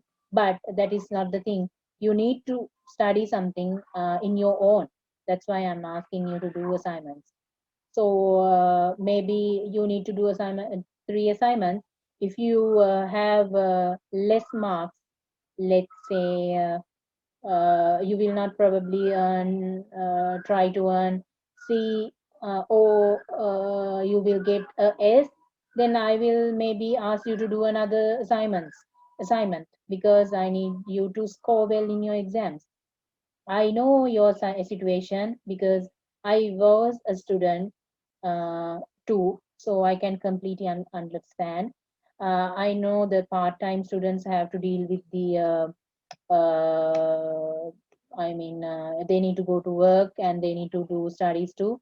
So the full-timers, they don't need to pay attention to other things. They only need to study their uh, notes. But the part timers, they have a lot in their day to day life. They need to uh, deal with their office thing and they need to travel. They have lots of things. So maybe they will fail to do some parts of the assignments. So I will give them a chance to update their marks. So I will ask them to do the assignment again and again. So no worries, if you wish to get good marks, then I will probably give you a chance. මම මේ කිව්වේ මේ assignments වලට ලකුණු ගන්න එක ගැන. assignments වලින් තමයි ගොඩක් වෙලාවට ඔයාලට ස්කෝර් කරන්න ලේසි. එතන ලකුණු 30ක් නේ. එතකොට assignment එකේ සමහර වෙලාවට part time අයට චූම්පන් යනවානේ. අහුණ නේද? So මේ part time කට්ටියට ටිකක් අමාරු වෙන්න පුළුවන් assignment එක කරන්න. මොකද ඒගොල්ලෝ වැඩට යන්නත් ඕනේ. ඊට පස්සේ travel කරන්නත් ඕනේ. ඒගොල්ලන්ට ගොඩක් තියෙනවා. They have lot in their plate. So I can understand. Then if you fail to do something, then ඔයාලට මොනවාට හරි ලකුණු අඩු වුණොත් එහෙම then we will do another. අපි තව assignment එකක් කරමු. That will not be a problem. And I need you to score well during your exams. Otherwise, you know, from the start, I was talking. You know, I tried my best to prepare notes for you. I went through several researches and I picked the best thing out of the Google, and I made my own note for you. So you know, you need to give your thing. You need to show me that you are trying to score for your exam, and you need to show me that you are studying well. So that is the happiness for me. That is the plus point, and that is the star for me. So I wish you will study from me something. I mean, මගේ මොනවාම හරි ඉගෙන ගන්නවා කියලා මං හිතනවා. මේ එතකොට මොනවාම හරි අපහසුතාවයක් આવත් සමහරක් වෙලාවට මං කියන එකක් තේරුම් නැත්නම් හරි you can ask me anytime, no worries, I will teach you. You don't need to call me because I will probably not be able to answer each and every call during my office time, so leave a message, then whenever I have time, then I'll search and I'll answer your questions. If you can't understand the note, then I'll search for another part and I will send you as soon as possible. Then, if you need any help, if you need any helping hand for your studies, for regarding IT, I mean, I'm here. I'm happy to help. Okay, back to lessons. Difference between physical and logical data independence. So we were talking about the compare and contrast thing. So here, for your assignment, you have to do like this. Just column එකක් ගහන්න මෙන්න මේ වගේ table එකක් ගහන්න එක පැත්තක ලියන්න advantages එක පැත්තක ලියන්න disadvantages. මෙන්න sorry, excuse me. Logical data independence is mainly concerned with the structure or change in the data definition. See, in the physical data independence, mainly concerned with the storage of the data. මෙන්න මේක තමයි compare and contrast කියලා කියන්නේ. එකම common දෙයක් අපි අරගෙන මේක මෙන්න මෙහෙමයි මෙන්න මේක මෙහෙමයි. මෙන්න මේ විදිහට ලියන එක තමයි compare and contrast කියලා කියන්නේ. නිකම්ම advantages ලියාගෙන යන්නත් එපා disadvantages ලියාගෙන යන්නත් එපා. මම හිතනවා ඔයාලට දැන් තේරෙන්නේ නැති කියලා. මෙන්න this is the best way to learn something by yourself. එතකොට අපි ඔටෝමැටිකලි ඉගෙන ගන්නවා මේකේ මේක තියනවා නම් මොකක්ද එතකොට මේකේ ඩිස්ඇඩ්වාන්ටේජ් එක වෙන්න හේතුව මේක වෙන්නේ නැති. එතකොට තමුන් තනියෙන්ම ඉගෙන ගන්නවා. තමුන් තනියෙන්ම සර්ච් කරන්න පටන් ගන්නවා. මේ එක පේපර් එකකින් නෙමෙයි මේ ගොඩාක් සයිට්ස් වලට ගිහිල්ලා සමහරක් වෙලාවට බලන්න පුළුවන් වෙයි. බලන්න වෙයි ඔයාලට. එහෙම වුණාම ඔයාලට මතක හිටිනවා. එකම දේ 21 පාරක් දැක්කම අනිවාර්යෙන් මතක හිටිනවා. It is difficult as the retrieval of data is mainly dependent on the logical structure of data. It is easy to retrieve. See, it is difficult to retrieve and it is easy to retrieve. This is compare and contrast. Okay, I leave this to you. You can read this. I gave enough information about independences and you can understand by reading these things. Retrieve means ලබා ගන්නවා. ලබා ගැනීමට තමයි retrieve කරනවා කියන්නේ. මේකේ මම අමාරු වචන ටික විතරක් කියන්නම්. modify කරනවා කියන එක දන්නවනේ වෙනස්කමක් කරනවාට modify කරනවා කියන්නේ. ඊට පස්සේ add, modify, delete a new attribute. Attribute ගැන අපි පස්සේ ඉගෙන ගන්නවා. ඒක ගැන එච්චර concern කරන්න එපා. මේ තියෙන්නේ compare to logical independence, it is easy to achieve physical data independence. එතකොට මේ පැත්තේ difficult to achieve logical data independence, මේ පැත්තේ easy to achieve physical data independence. මෙන්න මේක තමයි compare and contrast. හරි. මම හිතනවා call කරපු දුවට උත්තරේ හම්බ වෙන්න ඇති කියලා. Right. Importance of data independence. ඇයි අපිට data independence එකක් ඕන? මේ අපි තාම කතා කරන්නේ characteristics ගැන. Independence කතා කරේ අපි අර insulation කියලා දිගට තිබ්බ වාක්‍යය යටතේ. Can you remember? So still we are in the second characteristic, insulation between program and data. Insulation between program and data කිව්වම අපි කෙලින්ම කියන්නේ මේ data independence ගැන. Data independence ගැන කතා කරනකොට අපි schema ගැන කතා කරා. schema එක ගැන කතා කරාට පස්සේ එතන schemas තුනක් තියෙනවා කියලා අපි කිව්වා. ඊට පස්සේ independencies දෙකක් තියෙනවා කියලා කිව්වා. Logical and physical. ඒ හැම දෙකම ගැන කතා කරා. Then අපි කතා කරනවා why we need data independence. What is the importance of the data independence? ඇයි අපි data independence ගැන ඉගෙන ගන්න ඕන? Helps you to improve the quality of the data. මේ database management system එක කියන එක පටන් ගත්ත වෙලාවෙ ඉඳන් මම කිව්වා data කියන එක හරිම වැදගත්. data කියන එක වැදගත්. data එකේ quality එක maintain වෙනකොට. data එකේ quality එකක් තියෙන්න ඕනේ. එතකොට තමයි මේ data එක මේ වැදගත් වෙන්නේ. සහ database එක වැදගත් වෙන්නේ. Database system maintenance become affordable. Affordable කියලා කියන්නේ දැරිය හැකි මුදලකට අපිට පුළුවන් maintain කරන්න. We can maintain the database in a cheaper way. අපිට මේ අතේ ඇති මුදලට මේ ලොකු ගණන් වියදම් කරන්න නැතුව database එක maintain කරන්න පුළුවන් independencies තියෙනවා නම්. Enforcement of standards and improvement in database security. Security එක වැදගත්. security එක ගොඩාක් improve වෙනවා independence තියෙනවා නම්. You don't need to alter data structure in application programs. Alter කියලා කියන්නේ වෙනස් කරනවට. application program එකේ data structures වෙනස් කරන්න අවශ්‍ය නැහැ. මොකද data independencies කියනවා. එතකොට අපි conceptual එකේ තමා මේ data structures මොනවා හරි වෙනස් කරන්න තියෙනවා නම් වෙනස් කරන්නේ. ඒක එතකොට අනිත් ඒවට සාමාන්‍ය විදිහට බලපානවා. අනිත් ඒ වගේ එකින් එකට ගිහිල්ලා අපි structures වෙනස් කරන්න අවශ්‍ය නැහැ. Permit developers to focus on general structure of the database rather than worrying about the internal implementation. Developer කෙනෙක් කියලා කියන්නේ එයා තමයි build up කරන්නේ සම්පූර්ණ system එක. එයාට structure එක ගැන විතරයි worry වෙන්න තියෙන්නේ.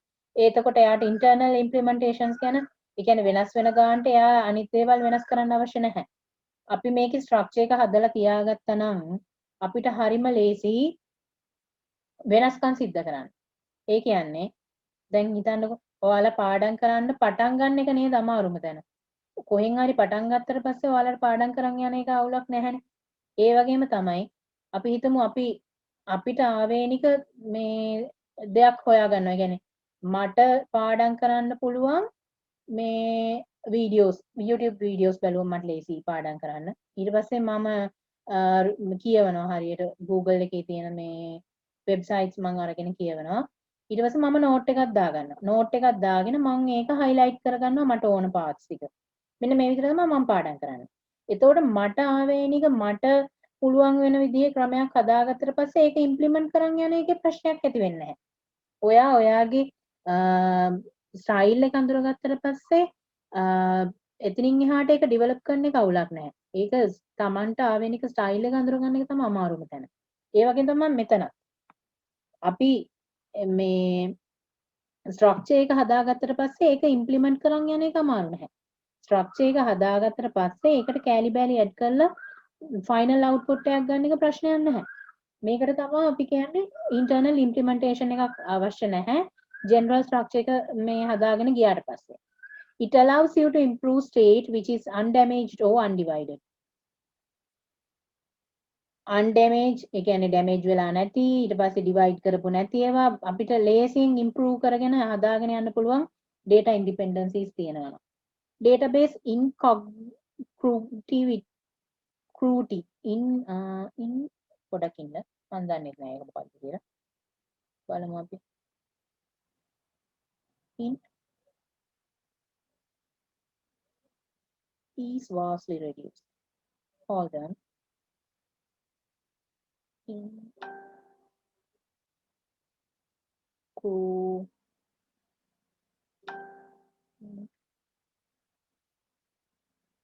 oh God, I can't read that word.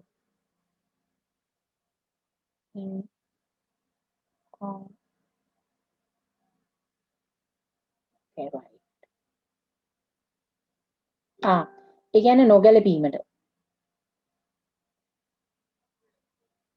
Incongruity. Pardon me, I don't know that word. Okay. ඒ කියන්නේ නොගැලපීම. Database is vastly reduced. ඒ කියන්නේ databases අතර තියෙන මොනවා හරි නොගැලපීම් තියෙනවා නම් ඒක අඩු කරගන්න පුළුවන් අපිට independencies තියෙනවා නම්.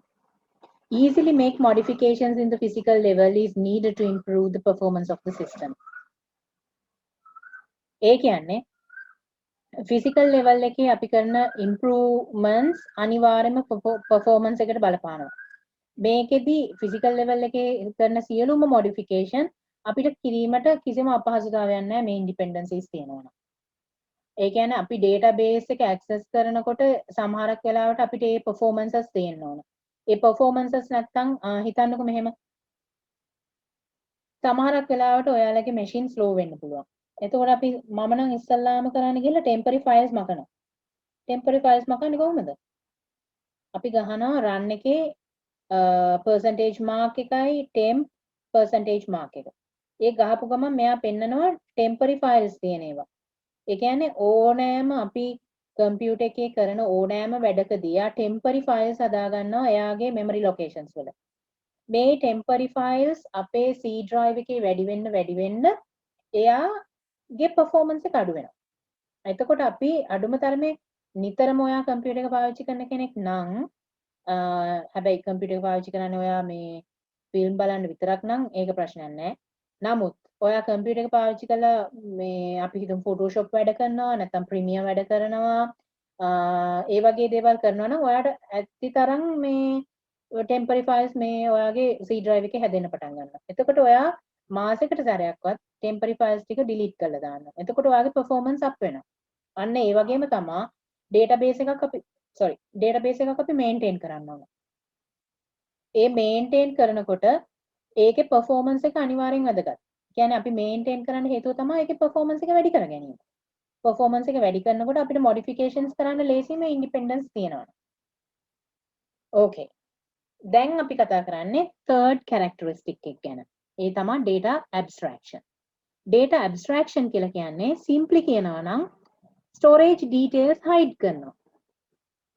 ආන්න. දැන් මෙහෙම මම කිව්ව ගමන් අන්න අර graph එක මතක් වෙන්න ඕන හරියටම මේ මං කියන ඒවා අහගෙන හිටපු එක්කෙනෙක්ට. මොකද්ද මේ storage details hide කරනවා කියන්නේ? conceptual schema එකෙන් අපි කිව්වා මේ physical schema එක hide කරනවායි කියලා.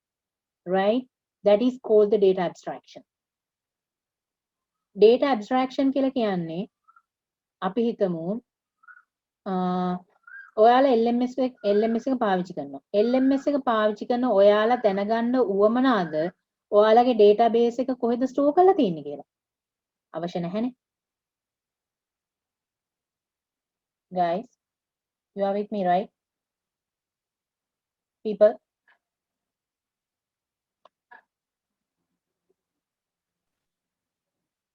Sleeping? Are you sleeping, guys? No, ma'am. Okay, thank God. අන්න එහෙම ඉඳලා හිටලා හරි මේ test 1 2 3 කිව්වනම් හරි. ඒතර මම දන්නවා මේ ඔක්කොමලා ඉන්නවයි කියලා මන්ට. Okay. Thank you for replying for messages. I really love these messages. You know, they make me awake. නැත්තම් මටත් නිින්ද යනවා මේ මම නිකන් තනියෙන් කතා කරනවා කියලා හිතයි මේ වටේ පිටින් මිනිස්සු ටික ඔක්කොම. So as I told you, I'm in a crowded neighborhood. Maybe you guess that I'm in Badulla. No, I'm in Colombo. So you know, we need to adjust the situation sometimes. I know it is noisy out there. I'm so sorry about that. So if you can't hear me clearly, then let me know. Then I will use a microphone next time. So this is better because I'm using my hand gestures. You know, if you see me, then like you know, I guess that you are looking at me, and I'm just using my hands like you know. මේ විදිහට අත දිගාරිනවා මේ පැත්තට දිගාරිනවා මං හිතාගෙන ඉන්නවා ඉතින් කවුරුහරි මාව බලාගෙන ඉන්නවා කියලා හිතාගෙන තමයි මං ගන්නන්නේ. So it is very nice to see that you are keeping messages here. Then they make me alive. Okay, thank you guys. So we are talking about the data abstraction thing. So using data abstraction, we can hide unnecessary things. You don't need to know about where your LMS database is stored. Maybe it is in a warehouse, maybe it is in a server. Who knows? We don't care because we need to achieve our task. You need to see your lecture notes or whatever you need to see. Other than that, you don't need to know about the storage thing. So this is called the data abstraction. It hides the storage details and present a conceptual view to the user. Suppose you are operating a mobile phone. Okay, this is a simple example.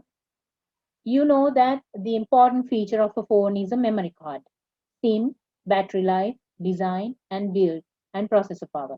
But while operating the phone, you do not get into the operational details of the phone, such as how the CPU of the phone allocates memory for the various media on your phone, or other intricate architectural details of the phone. All these details aren't visible to cell phone users from a non-technical background. Okay, so this means if you are using a phone, ඔයා mobile phone එකක් පාවිච්චි කරනකොට ඔයාට කිසිම අවශ්‍යතාවයක් නැහැ ඔයාගේ කොහොමද මේ CPU එක මේ වැඩ කරන්නේ CPU එකේ මේ memory එක කොහොමද allocate වෙලා තියෙන්නේ RAM එකේ ඊට පස්සේ අන්න ඒ වගේ designing දේවල් දැනගැනීමේ අවශ්‍යතාවයක් ඇත්තටම නැහැ. ෆෝන් එක ගත්තම අපි බලන්නේ ෆොටෝ එකක් ගහගන්නේ කොහොමද නැත්නම් Facebook යන්නේ කොහොමද එහෙම නැත්නම් සින්දුවක් අහන්නේ කොහොමද මූවි එකක් බලන්නේ කොහොමද කියලා මිසක් එහෙමත් ඉතින් අමාරුවක් තියෙන එක්කෙනෙක් බලනවා මිසක අපි ගිහින් හොයා බලන්නේ නැහැනේ කොහොමද මේක ගබඩා වෙලා තියෙන්නේ කොහොමද මේකේ CPU එක වැඩ කරන්නේ ඒවා අපි බලන්න යන්නේ නැහැ. That's none of our business. We are using the phone and we just interact with the software and we just deal with day-to-day things with our phone. So this is an example of abstraction where you get to know only about the important features without going into the depth of its working. You can use only certain commands and buttons on your phone without getting to know what is internally happening inside your phone. So you don't need to know about what's going on inside. You just need to do your thing. And so this is called the data abstraction. Support of multiple views of the data. So we were talking about the characteristics of DBMS. So the fourth one is support of multiple views of data. A database supports multiple views of data. A view is a subset of the database, which is defined and dedicated for particular users of the system. So I guess you can understand what I'm talking about. The multiple views means the lecturer and you, they have different views. They have individual perceptions. They have individual ways of getting into their data. Multiple users in the system might have different views of the system. Each view might contain only the data of interest to user or group of users. So here's the thing. A DBMS allows many users to use the same database for different aspects. So as I told you before, එක users ලාට එක විදියට database එක පාවිච්චි කිරීමේ හැකියාව ලබා දෙනවා DBMS එකෙන්. ඒක තමයි මේ simply කියන්නේ. So the fourth one is support of multiple views of the data. Right. Now we are going to talk about components of DBMS. What are the components? Components කියලා කියන්නේ DBMS එකක් හැදිලා තියෙන්නේ කොහොමද කියන එක. Okay, I got a chat. Understand? Okay, that's great. Sharita. So there are 6 components. I found that in your note, they have mentioned about only 5 components, but I guess they didn't mention about users, but users are important in DBMS. So I guess there are 6 parts in DBMS. So the first one is software. Software is untangible. It can අල්ලන්න බැරි දෙයක් තමයි software එකක් කියන්නේ. Software. This is the main component as this is the program which controls everything. මේක තමා ඒ කියන්නේ users ලා විදිහට අපිට DBMS එකක් access කරන්න පුළුවන් software එකක් use කරලා. The DBMS software is more likely a wrapper around the physical database. අන්න දැක්කද? Physical database එක වටා තියෙන එකක් තමා මෙන්න මේ DBMS software එක කියන්නේ. Which provides us with an easy to use interface to store, access and update data. මේක ඉන්ටර්ෆේස් එකක්. ඉන්ටර්ෆේස් එකක් කියලා කියන්නේ මොකද්ද? අතුරු මූණතක්. අපි සහ මේ database එක අතර තියෙන මූණතක් තමයි මේ software එකක් කියලා කියන්නේ. එතකොට simply ඉස්සර දැන් මම කිව්වා මේ ඉස්සර තිබුණානේ DOS mode එකකින්නේ අපිට ඉස්සර හැමදේම කරන්න තිබ්බේ. එතකොට අපි හිතමු අපිට data එකක් අවශ්‍ය නම් ඒකටත් අපි code එකක් ලියන්න ඕන. ඊට පස්සේ අපි හිතමු අපිට data මකන්න ඕන නම් ඒකටත් අපි code එකක් ලියන්න ඕන. ඊට පස්සේ අපි හිතමු අපිට පින්තූරයක් බලන්න ඕන නම් ඒකටත් අපි code එකක් ලියන්න ඕන. නමුත් ඒ වෙනුවට දැන් අපිට ලබා දීලා තියෙනවා මේ interfaces ඒක හරියට මේ operating system එක වගේ. ඉස්සර තිබ්බ operating system එක DOS operating system එකේ අපිට හැමදේම අපි codings through තමයි මේ ලබා ගන්න තිබුණේ. නමුත් දැන් එහෙම නෑ අපිට just using the mouse we can just click and we can get anything out of the sources. So ඒ වගේ මේ ඉන්ටර්ෆේස් එකක් තමා ඒ කියන්නේ database එක සහ අපි අතර තියෙන ඉන්ටර්ෆේස් එකක් තමා මේ software එක. මේ software එක නැත්නම් ඔයාලට මේ database එකෙන් data ගන්නත් බෑ, store කරන්නත් බෑ, ඒවා update කරන්නත් බෑ. The DBMS software is capable of understanding the database access language and interpret it into actual database commands to execute them on the database. That's the thing, guys. I told you in command, what do you say? The command prompt. We had to write each and everything. We had to write everything that we need to get through a database.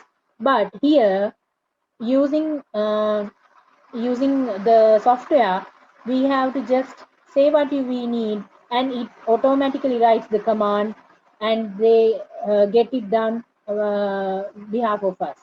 අපි වෙනුවට මේ software එකෙන් තමයි හැමදේම database එකේ සිද්ධ වෙන්නේ. ඒ කියන්නේ අපි software එකට කියනවා මට ඕනි සෙන්ටිමීටර් 150ට වඩා උස ළමයින්ගේ විස්තරයක්.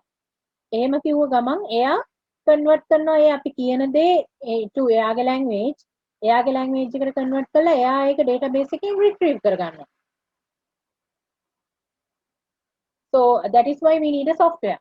So software is the most important thing in a database management system. So without the software, we cannot access into any data. Okay, the second one is hardware.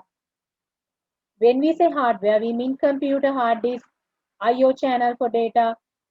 I/O means input-output channels, and any other physical component involved before any data is successfully stored into the memory. Hardware එකක් කියලා කියන්නේ ඒකට අපි දන්නවනේ storage component එකක්. hard disk එකක්, input-output channel එකක්, mouse එක කියවෙන්න පුළුවන්, keyboard එක වෙන්න පුළුවන්. When we run Oracle or MySQL on your personal computer, then our computer's hard disk, our keyboard, using which we type in all the commands, our computer's RAM, ROM, all become a part of the DBMS hardware. I guess you can hear the noise of the rain, right? Can you hear the noise, guys? It's pouring outside, showering outside. Okay.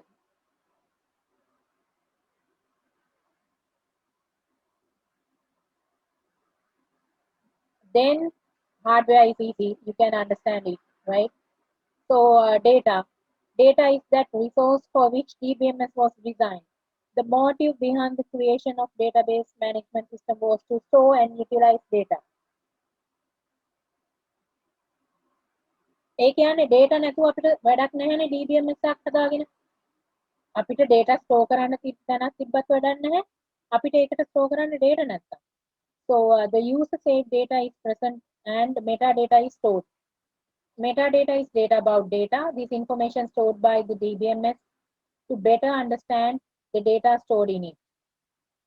For example, when I store my name in a database, the DBMS will store when the name was stored in the database, when is the size of the database name,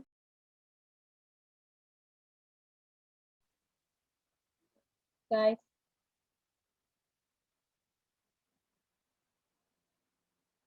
Yeah.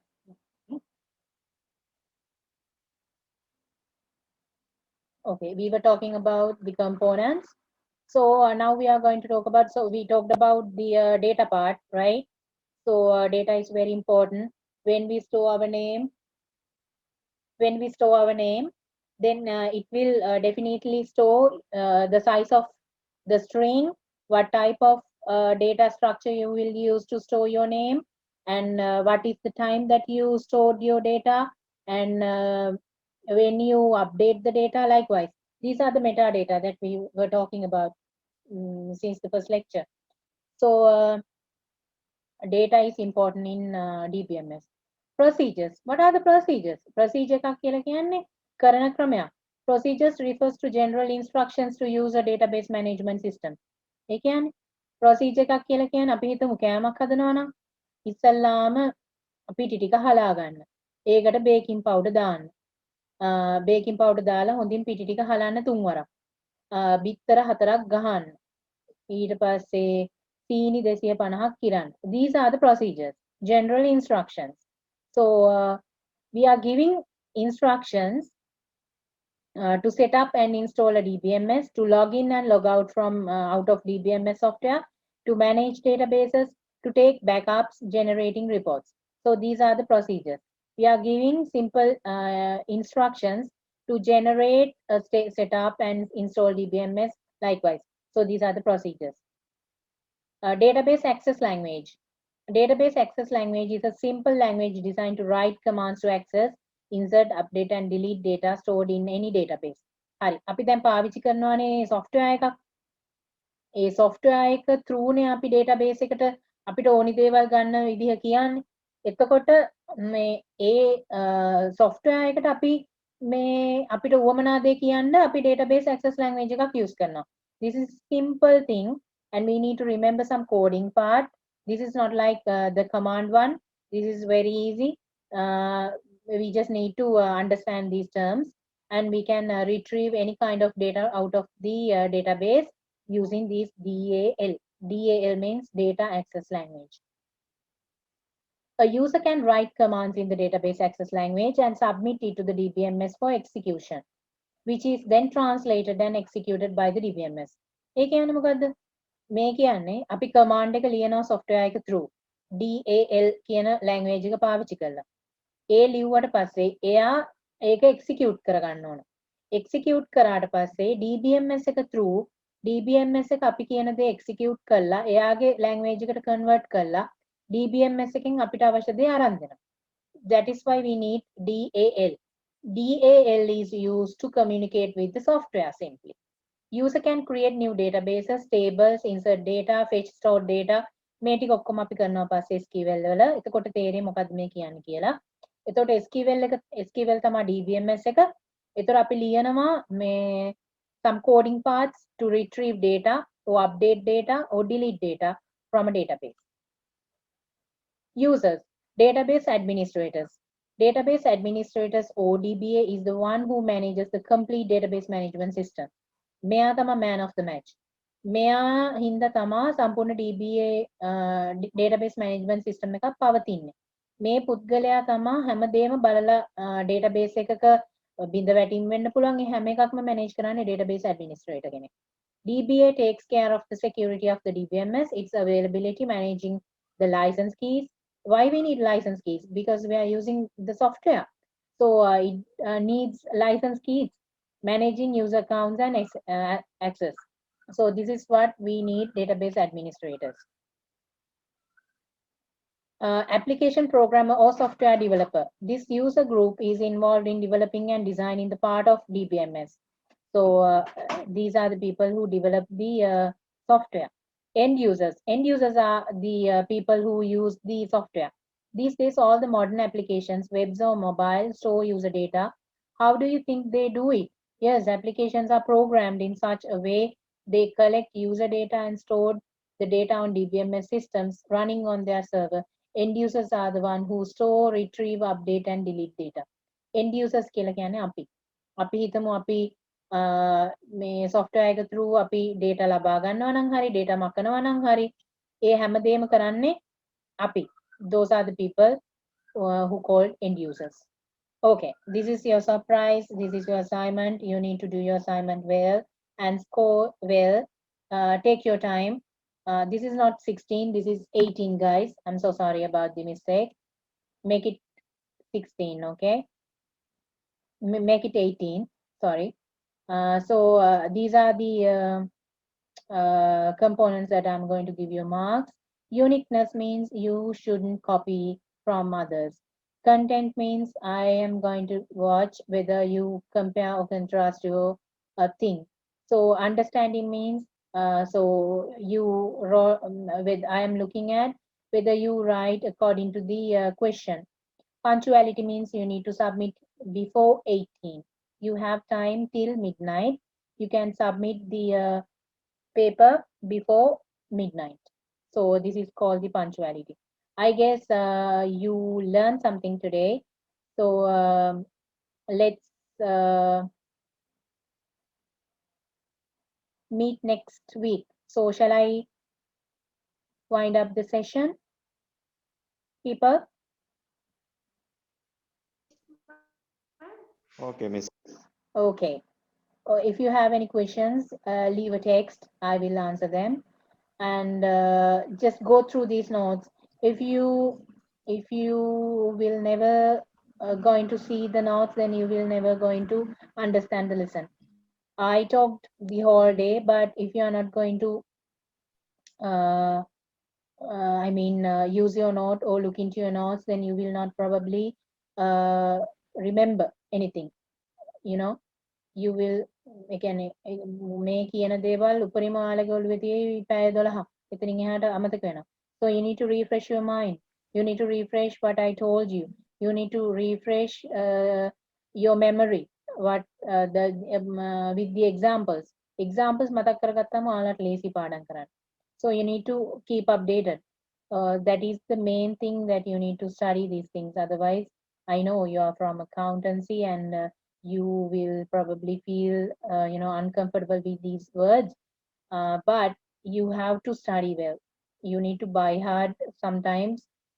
If you can't understand, this schema word, I know this will be new to you, so you need to remember these words and you need to remember the idea. So I guess that is the end of the session. So thank you so much for being with me, and thank you so much for the cute messages. Love them. And okay, bye bye. Take care and be safe. And pass this message to your friends who are under quarantine. We will do some sessions for them too, and ask them to do the assignment if they can. No worries, I'm not going to pressure them. I know I can understand the situation. Okay, bye people. Take care. Ta-ta.